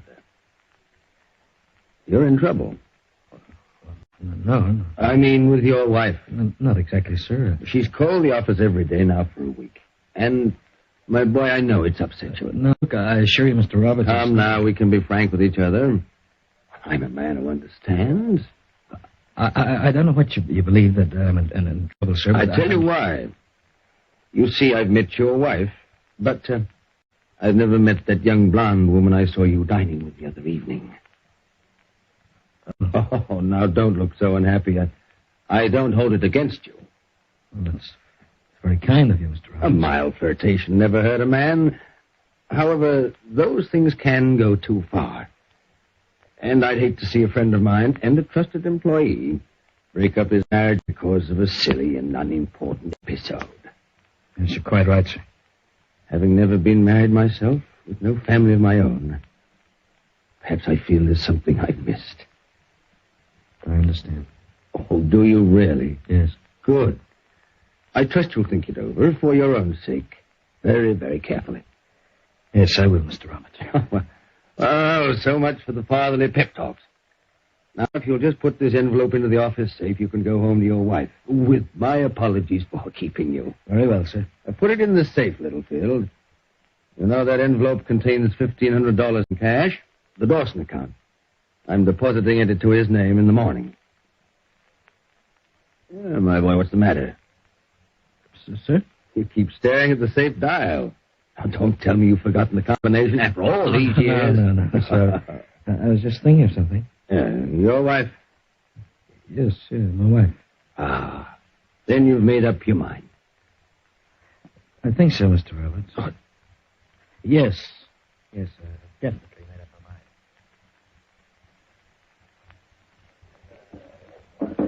mind. Hello, Gloria. Hi, sugar. I'm sorry, Gloria. Been waiting on? About half an hour. I ordered a sandwich. You want one? Oh, no, thanks. I'm not having any dessert. I gotta watch my figure. I'm liable to lose my man if I lose my figure. You'll never lose me, beautiful. Here we go again. Same old malarkey. What do you mean? Go on. Tell me how nuts you are about me. Give me that bunk about not being able to live without me. Bunk? Sure. Because right after you say it, you go back to your wife. But Gloria, honey. I've been doing a lot of thinking, John. There don't seem to be much future in it. Future? In what? You. You don't mean... How long do we go on this way until I'm old, until you kick off and leave her your insurance? Is that all you're thinking about? Insurance? Oh, for the love of Harry, look at it my way for a change. She's got the security. I got the romance, but in the end, she gets the last laugh. Yes, maybe you're right, Gloria. You do have a right to think of yourself. Well, what are you going to do about it? You know Louise won't give you a divorce. So what am I supposed to do? Take the rap? No. I'm not taking any raps. Gloria, I've made up my mind. We're going away. On what? I'll have money. Your wife banks every nickel you earn in her name. You don't earn much anyway. Well, I have another source. Oh, yeah? Yes, I can get hold of $1,500, Gloria. It's a good start. Well, it's a good start. He's even a swell finish. Yeah, well, we'll leave town. We'll never come back. Just you and I. Well, what about your job? I'm sick of my job, and I'm sick of that old fool Roberts. I don't blame you. Skimfin only raised you once in the last 5 years. Isn't that what you told me? Yeah, that's quite right. You know, he should have been a lecturer, not a broke. He's always given me good advice. I can find myself another stooge. I'm finished. When we leave, sugar? Tonight. Tonight?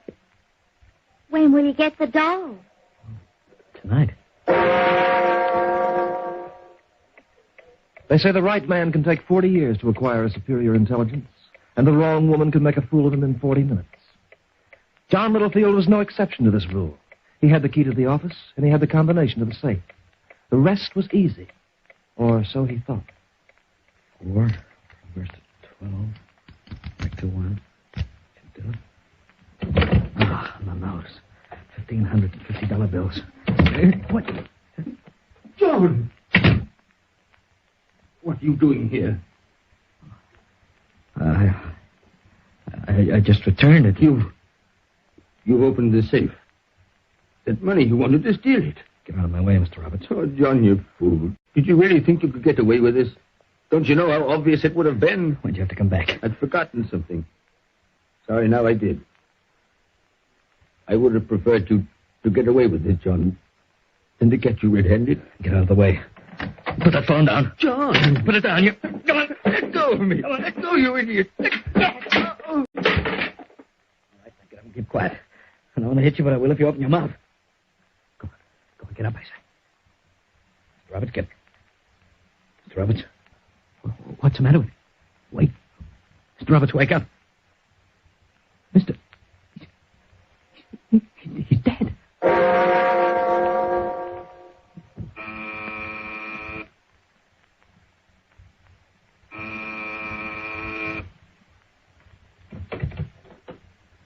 Who are you?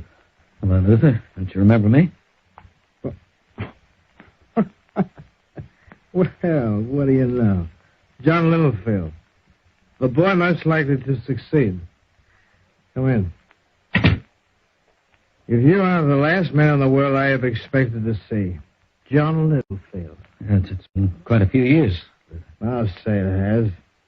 Say, how did you know where I lived?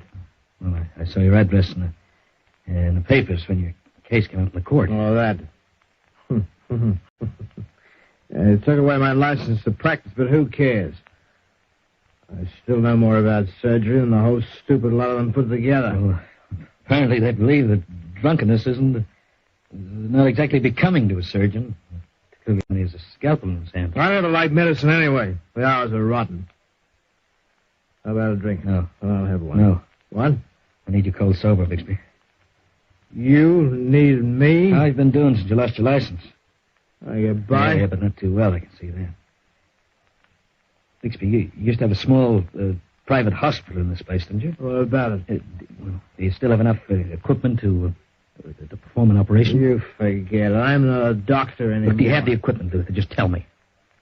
Oh, yes, all here. I'm getting rid of some of the... You need money, eh? None of your business. Yeah, but how'd you like to make $1,500, Luther? What? $1,500 in cash. Cold cash. I have it with me. What do I have to do? Not very much. Just perform a little operation on me. But I told you, I'm not allowed to practice. That's why I'm here. I don't want anybody to know about this operation, but you. Sit down. Thanks. What kind of an operation do you want me to perform? You were quite well known for your technique in plastic surgery. What about it? I think you could change my face. You know, everything about me so that even my own wife wouldn't recognize me. You crazy little fish. Just answer my question, yes or no. I haven't got any time to argue. Could be managed. Yeah, good. Well, can you graft skin out of my fingertips? The full fingerprint expert? Maybe. I could do that. You're quite sure, Bixby? You're quite sure you can change me completely? It would require a lot of work. I could cut the facial nerves and change the muscular appearance of your cheeks. If I extracted all your teeth and put in a couple of bridges, your mouth would be different. Yeah, well, what else? I could change the shape of your nose, give you a scar across one eyebrow. Very good. Yeah. I would even change the expression of your eyes. Your hair could be dyed gray. I might give you a permanent bald spot on your head. Yeah, good. That sounds perfect. Yeah, I could change you, Littlefield, so you wouldn't even recognize yourself. And would you do all this without asking any questions? For $1,500? Yeah, $1,500. You'd be taking a chance. I have to work without a nurse. I don't care. I'm used to taking chances. You must be very anxious to avoid the police. I said without asking any questions, Bixby. Tell me, is it a deal or isn't it? We'll operate. Tonight.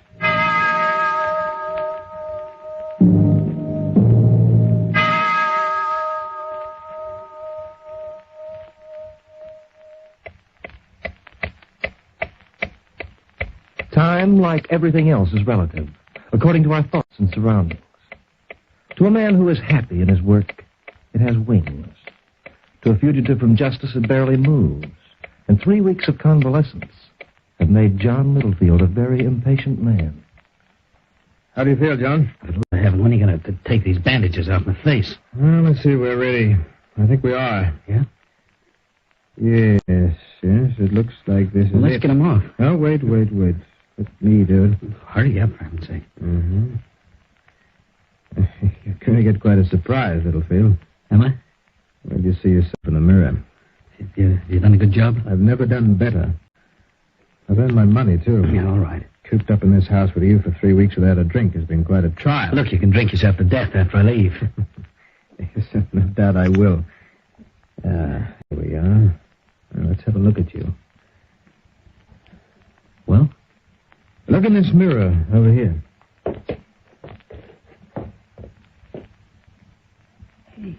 Hey, Bixby.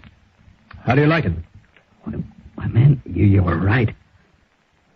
You know, it's even hard for me to recognize myself. There are only 2 people in this world who will ever know who you are.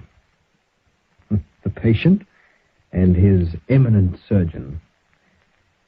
Now, I'd like to get paid. Hi, I'm going to pay you, Bixby, but suppose we have a drink first? Oh, Dr. Bixby has never been known to refuse. Okay, let me pour them, huh? Oh, where'd you find that bottle? In your closet. I made certain to hide it from you until the job was done. You're quite a character, Littlefield. Yeah. Here we are. Drink up and have it straight. Well, here's to a great future. For both of us. Yes, especially for you. Well, Bixby, what are your plans? Do you intend to blackmail me? Oh, no, not really. That won't be necessary. You see, I expect you to voluntarily make a small donation every now and then, you know, for Old Lang Syne. Yeah. Well, I hate to disappoint you. Oh, don't let that bother you. What's the matter with me? Having a little trouble, Bixby? My eyes. Yes, you had a little vial of my poison on your shelf over there. I picked it up a few days ago for just this contingency. It was in your drink, Bixby. No, you'll never get away with this. Oh, don't be ridiculous, man. The body of Dr. Bixby, the eminent surgeon, has found the case will be listed as suicide. No. It'll be obvious that you killed yourself because of shame. Well. You said there are only 2 people in this world who'd ever know who I am, Bixby. You know something? Now there's only 1. Yes, John Littlefield had it all worked out. His timing, so to speak, was perfect.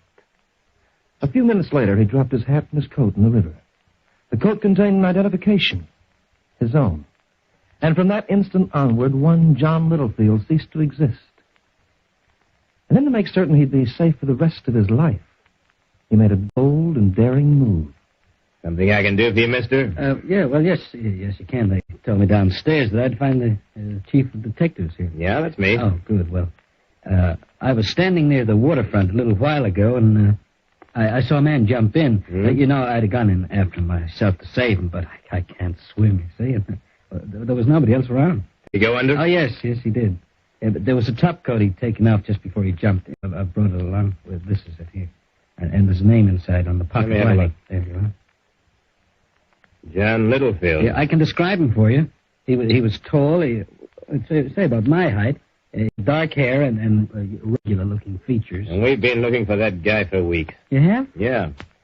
His boss died less than a month ago. Oh, fancy that. A rich old guy named Roberts. Heart attack. Then Littlefield disappeared. Did you say heart attack? Yep. Found him in his office in the middle of the night. Too much work. The old gent didn't know when to take it easy. Yeah, but look, why have you been looking for Littlefield? Well, the old guy didn't have any family. He left Littlefield all his dough. Amounted to almost $500,000. Yeah. Then the lucky dope takes a powder with some dame. His wife told us. Hey, what's the matter with you? Nothing, man. Yeah, I guess it got you when you saw him jump. Okay, sit down and take it easy for a while. Go on. I'll send out a squad to start grappling for the body. Wait a minute.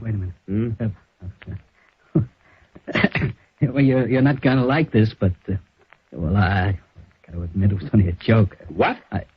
I didn't see anybody jump at all. I'm John Littlefield. You don't say. I was Mr. Roberts' secretary. It's true, I ran away because I was sick of my wife, but I'm back now. I'm back. What do you take me for, mister? A cluck? No, look, you've got to believe me. I gave you that story about seeing somebody jump in the river because I was... Because you what? Well, Look, I got a picture of Littlefield right here in this drawer. Yeah. Here, we got it from his wife. Now, just take a look, Sonny. Take a good look.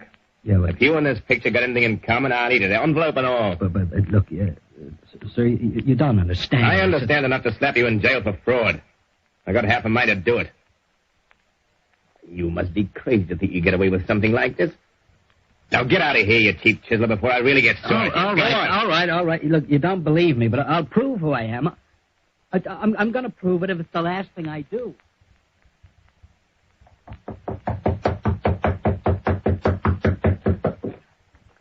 Gloria. Who are you? I'm John, Gloria, John Littlefield. You're crazy. Look at me, Gloria. Look very closely. Don't you see? Can't you recognize me? I've never seen you before in my life. Get out. But you don't understand. Look, yeah, I know. I've changed my face. I look different, but I'm still John Littlefield. Gloria, you got to believe me. My voice. Listen to my voice. Can't you? Get out before I call the cops, you lunatics. Get out!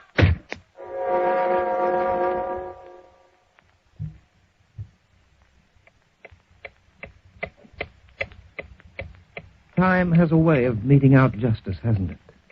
Listen, as the clock ticks on for John Littlefield. Louise. What are you doing in my apartment? I'm your husband, Louise. I'm John Littlefield. Keep away from me.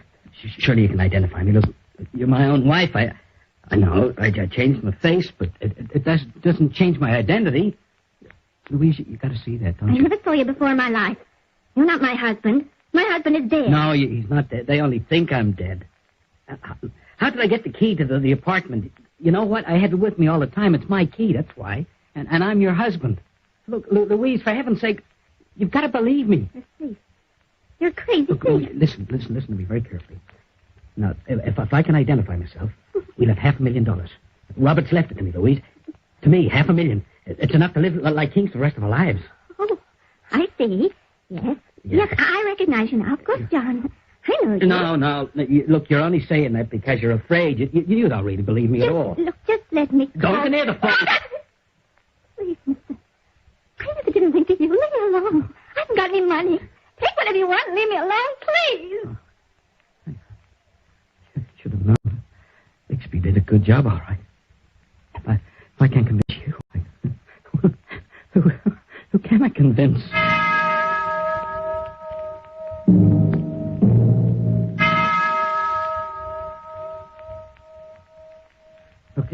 Look, you remember me, Detective Henderson? Do you remember me? Why, sure.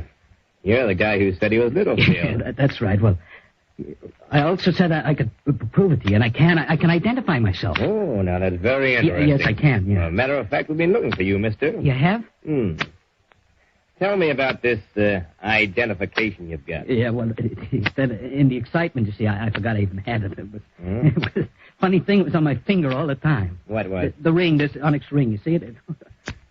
I was a fool not to think about it before. Let me see that. There's an inscription in a band. Yeah? See, it's John Littlefield from Ralph Roberts. Mr. Roberts gave it to me years ago. He's very fond of me. That's why he left me his money. I was very faithful to him. He liked me like a son.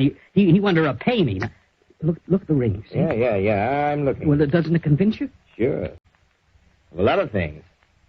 Come on. What do you mean? Where are we going? To the city morgue. There's something I'm going to show you. Over here, mister. Now pick up that sheet. No, I don't. Go on. Pick it up. He's been dead for 3 weeks.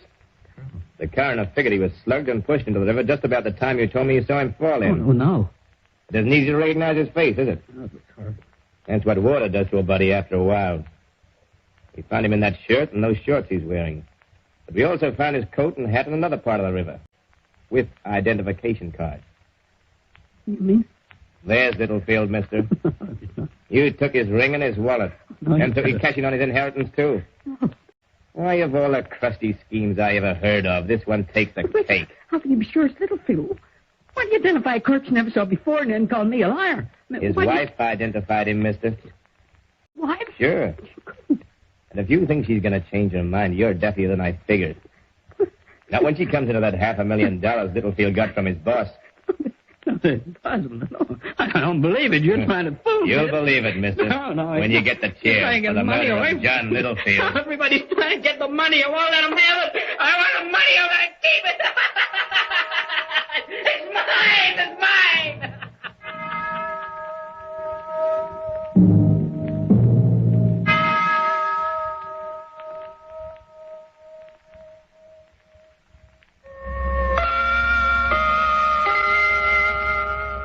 And that's the story of Mr. Littlefield as recorded by the clock. Rather ironic, isn't it? Imagine being convicted for the murder of yourself. But then, justice has its own peculiar way of balancing the scales, and always in good time, those scales mete out their just and logical punishment. Well, I see my time is nearly up and I must hurry off. I'll be seeing you again even sooner than you think. On a mantelpiece, perhaps, or I may look down on you Sunday morning from the steeple of the church. In any case, when we meet again, you can rest assured for one thing, I'll be right on time. The Clock will be heard again next week, same time, same station. Written by Lawrence Clee and starring Hart McGuire as the Clock. You heard Joe McCormick as John Littlefield, Ken Wayne as Dr. Bixby, Frank Waters as Robert, Georgie Sterling as Gloria, Pat Martin as Louise, and Grant Taylor as Detective Henderson. The Clock is directed by John Saul, a Grace Gibson radio production.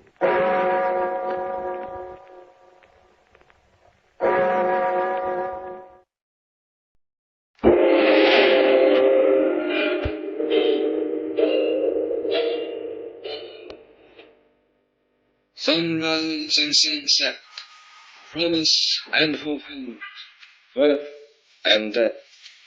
The whole drama of life is written in the sands of time. We present a new series of radio programs, The Clock.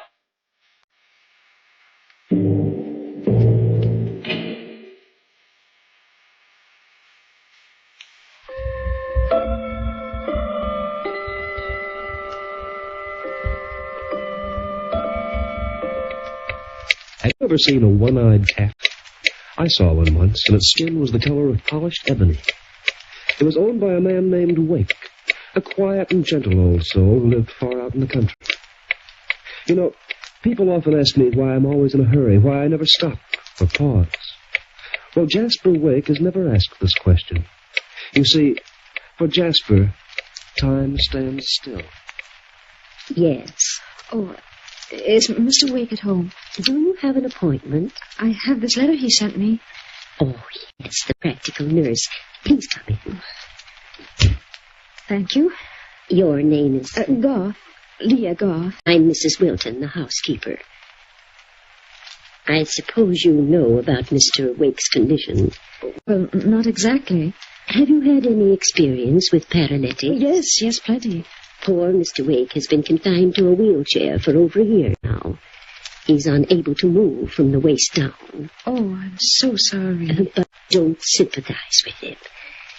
Now, if you'll come this way, it isn't his pride that makes him reject sympathy. He wants people to be cheerful when they're around him. He doesn't like to make them unhappy. I guess Mr. Wake is just about the nicest, kindest gentleman I've ever known. Just a moment, please.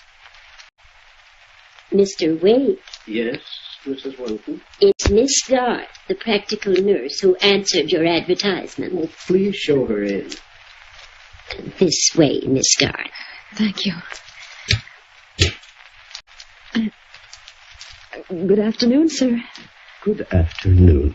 Please sit down. Thank you. Quiet, Flora. Cats always seem to be a little uneasy in the presence of strangers. What's the matter with her? Why does she keep her head to one side that way, Mr. Wake? She's blind in one eye, poor thing, and it's gotten her into quite a bit of mischief, too. As you can observe, Miss Garth, I'm unable to move out of this wheelchair. Yes, Mrs. Wilton mentioned it to me. Up to now, I've had a male nurse, strong young man who's been able to lift me with ease and handle me like a baby. I have a man's strength, Mr. Wake, in my arms and shoulders. Lewis has left me now. He's gotten married, and as I was casting about for a suitable substitute, I thought of hiring a woman. You see, I discovered I need more than mere physical strength in a nurse. You need companionship, Mr. Wake. Yes, that's it exactly. I know how it is to be lonely. And I know how a constant friend can make things easier. You seem to be able to read my mind, Miss Garth. I have a fairly good education, Mr. Wake. Besides, I'm sensitive to my patients. Sensitive? I like to read to them and play for them on the piano. When I go on a case, Mr. Wake, I devote my life to it. And I'd like the chance to devote my life to you. You're an extraordinary woman. I don't want this position unless I can be sure I'm badly needed. I want you to feel that every minute of the day, every hour, my thoughts are only for your comfort. Your salary... Oh, I don't care about the salary.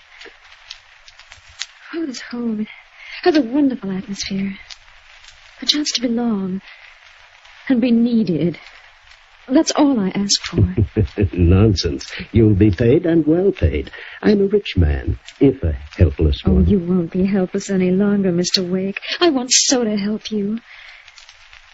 Oh, I'm sorry you'll think now that I'm giving you sympathy, but it isn't that. You'll be giving me much more than I'll be giving you, Mr. Wake. I need someone to depend on me, or I can't exist. And I need someone to depend on. I think we'll get along very well, Miss Garth. I'm sure we will, Mr. Wake. Oh, Laura.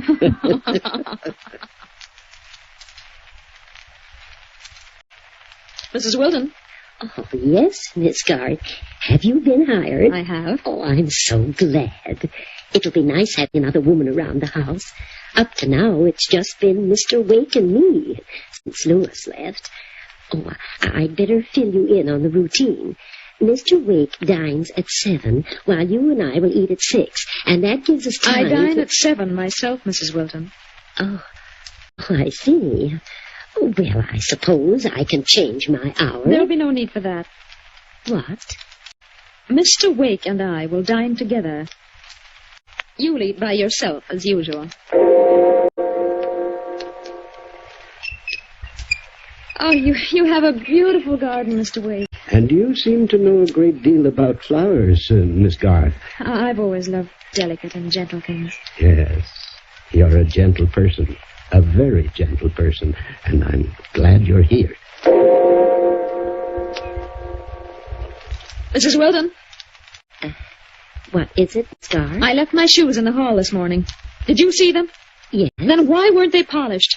Miss Garth, I think it's about time you and I came to an understanding.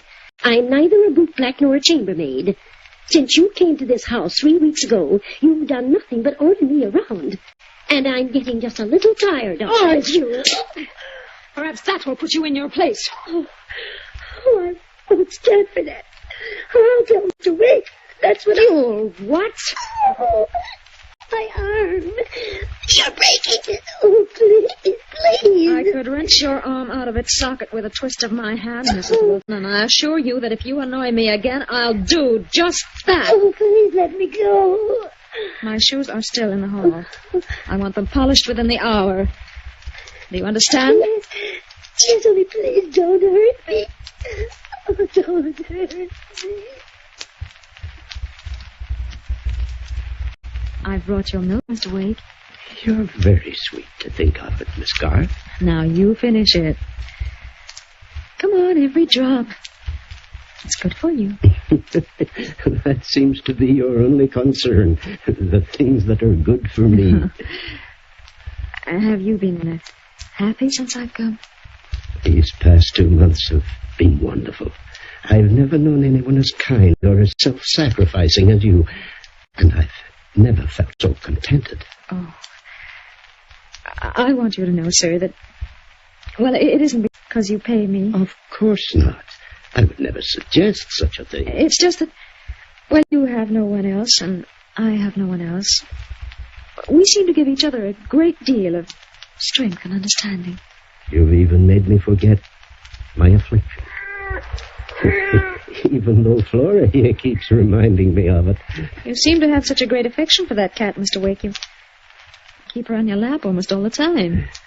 Poor Flora is rather handicapped with one eye, and she has a habit of running between people's legs when they walk. I hold her on my lap to keep her out of mischief. You see, she's already caused her quota of trouble with me. With you? A little over a year ago, as I was walking across my room, Flora ran between my feet. I tripped and broke my back. You mean she caused your paralysis? Indirectly, yes. And you still keep her? It wasn't Flora's fault that she couldn't see too well. Besides, I have a great capacity for pity and forgiveness, as you do, Miss Carroll. Mr. Wake. Oh, what is it, Mrs. Wilton? I've been trying to see you alone for quite a while now. But Miss Garth hasn't given me the chance. I'm afraid I don't understand, Mrs. Wilton. Why are you so nervous, Mrs. Wilton? What's the trouble? Mr. Wake, I'm leaving. Leaving? You mean leaving my employ? Yes. But why? What? I refuse to stay here with that woman. Are you referring to Miss Garth? I'm sorry that I can't give you notice. I'm going tonight. And if you want to know the reason, I'll tell it to you. Alone. In the library. What is all this, Miss Garth? Oh, Mr. Wake, I'm so sorry it had to come up this way. I didn't want to tell you because I knew how fond you are of Mrs. Wilton. And, well, I was almost sure she'd never do it again. Do what again? Steal from you. No. I prayed that I wouldn't have to tell you. But what has she stolen? And how do you know this? That picture of your dead wife was in a solid gold frame. If you remember, Mrs. Wilton told you the picture was missing, that it had been misplaced. Well, she stole that picture.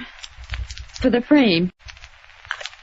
I can't believe it. She's stolen several other things. Your tie pin, your diamond cufflinks.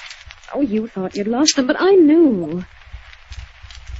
Mrs. Wilton realizes that I know, and she's trying to brazen it out. She hopes that you'll get rid of me instead. But Harriet Wilton was a trusted friend. How could the thing she stole, Mr. Wake, are in her room. I'm sorry to have to do it this way, but your security means more to me than sentiment. And I'm going to prove what I say right now. I'll go to her room.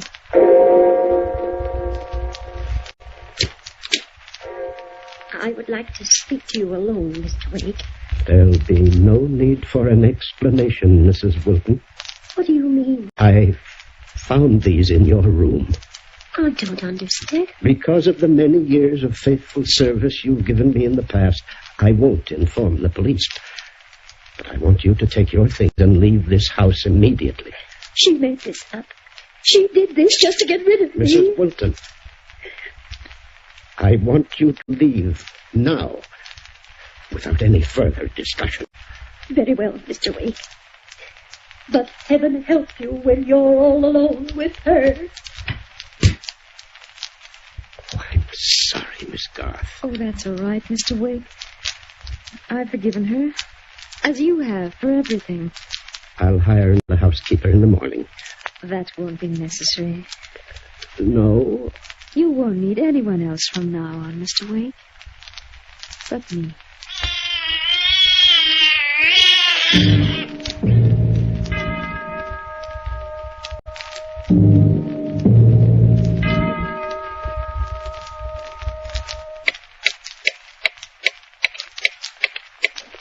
A cat has 9 lives, according to the experts, and the 4-legged creatures can afford a risk or 2. But man has only one, and when he finds that one in jeopardy, each minute becomes more precious than the next, and each hour is spent in staving off his doom. I'm afraid I've become a little worried, Miss Garth. Worried?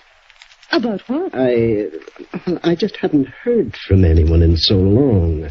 I used to receive an occasional visit from my friends in the city, but now Aren't you lonely, Mr. Wake? With me? Oh, it's not that, Leah. Leah? Oh, I'm sorry. Oh, please. I've been wanting you to call me Leah ever since I came. Well, you sent those letters I wrote. Yesterday. I don't know why the others never answered. Perhaps your friends don't want to be bothered. What do you mean? No one is feared by an invalid. An invalid? You've never referred to me that way before. I just want you to know, Jasper, that I'm the only one you can depend on. I'm the only one in the world who really loves you. Leah. Oh, I'm sorry. I've been holding that back for so long I shouldn't have said it. Leah, you've been a good friend to me and a great help, but I don't want you to go too far in your own imagination. You mean you don't share my affection? I admire you greatly, and there's nothing in the world I wouldn't do for you. But love, well, I'm afraid I'm just a little too old for that sort of thing. I see. Please don't be hurt. Oh, no, I think I understand. Do you know, I've just had an idea. I think we'll have a little party this weekend. A party? I'll invite some friends, old cronies. It's really been rather dull around the house in the last few weeks. I feel the need of a little company. Male company, I mean. No reflection from you, my dear. But you've written to your friends and they haven't answered. Lazy cusses. But I'll fool them. I'll call them personally. It's odd I didn't think of that before. May I have that phone, please? Very well. Let's see. I'll call my attorney first. An excellent fellow, John Hanley. You'll like him. Honey? Operator doesn't answer. Hello? Hello? Jasper. Yeah? The phone is out of order. Out of... Since when? It's been out of order for quite a while now. Why didn't you mention it to me? I didn't think it was necessary. Not necessary. To be without a phone all the way out here, why, it's our only communication with the outside world. I know. What do you mean, you know? I don't want you to communicate with anyone, Jasper. I want you all to myself. Don't you think you're being a bit silly, Leah? Just you and I. This lonely house. It's all I've ever wanted, Jasper. Now, look here. Let's stop this nonsense and get the phone fixed. Come along. We'll take the car and drive into town. We'll get a phone mechanic up here in no time at all. What did I do with my car keys? I have them, Jasper. Oh, well, Leah. Yes? Did you say you mailed those letters I wrote yesterday? Yes. Then what are they doing in my desk? I was going to destroy them after I'd read them. I haven't had the chance to yet. But it doesn't matter. Oh, never mind the letters. If you're taking me into town right now... No, Jasper. I demand that you drive me in, Leah. You're never leaving here, Jasper. And neither am I. I'll prepare your dinner.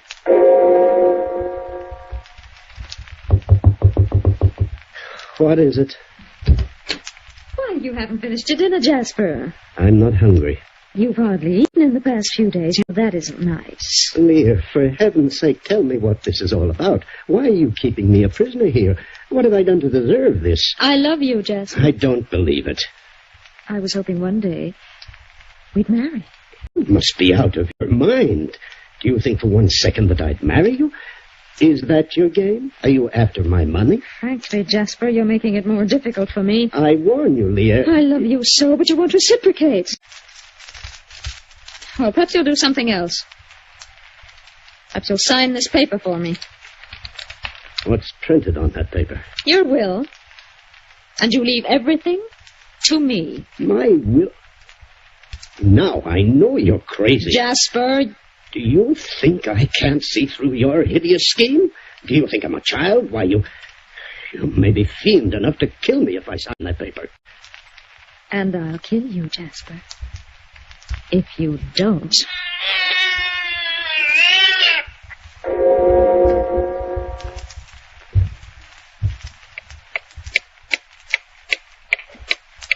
Time moves on relentlessly for Jasper Wake. Like all of us, he cannot stop it, regardless of what the next few minutes hold for him. Where are you taking me, Leah? We're going for a walk in the garden. I hate the garden. I hate everything in it. Why, Jasper? Because I love it so. You'll live and die in this house, Leah, before you get me to sign that will. Oh, you're so stubborn, Jasper. You'll see how stubborn I can be after a while. I don't intend to wait much longer. No? As a matter of fact, I'm giving you just 24 hours to make up your mind. And if I refuse? You won't refuse, Jasper. We'll see about that. Tomorrow at 6, you'll sign that will. Never. Wait a minute. Stop this chair. I intended to stop right here. So, as a last cheap trick, you've destroyed my garden, too. I haven't destroyed it, Jasper. You've been digging holes in it. Just one pitch was all I dug. Look at it closely, Jasper. It's long and it's deep. What does it remind you of? No. Yes, Jasper. And I dug it just for you.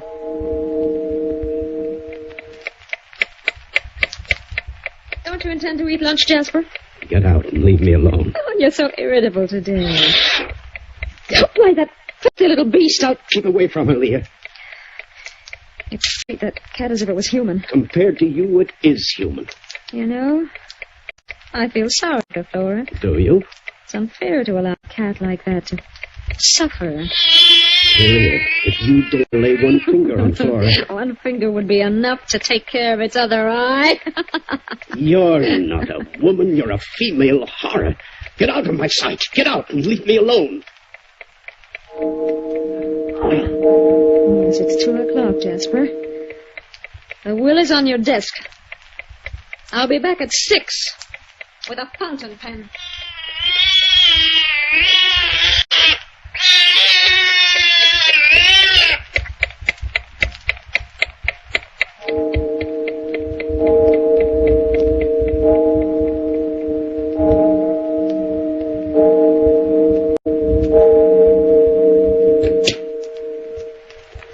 Well, Jasper? You're right on time, aren't you? Have you made up your mind? Suppose I sign. Then what? I'll be your devoted slave. As I've always been. For how long? The rest of your life. Do you see what I've placed on that table, Jasper? It's a bottle of chloroform. A few drops on this wad of cotton and you're finished. Do you want this cotton across your face? Will you let me live if I sign that will? A bargain is a bargain. Give me the pen. You're very sweet, Jasper. Flora, come back. Never mind the cap. There's your paper. Thank you, Jasper. You're going? Not just yet. What are you doing with that bottle? I told you I'd be your devoted slave for the rest of your life. I neglected to mention how short a time that would be. Yeah, I know. You're going to kill me anyway. I thought you might have one shred of pity, but you haven't. Goodbye, Jasper. Leah. And thanks for everything.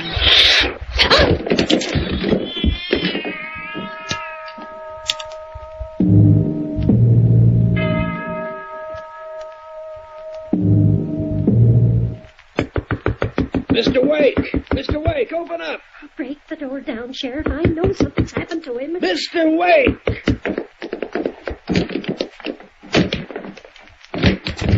Mr. Wake! Mr. Wake!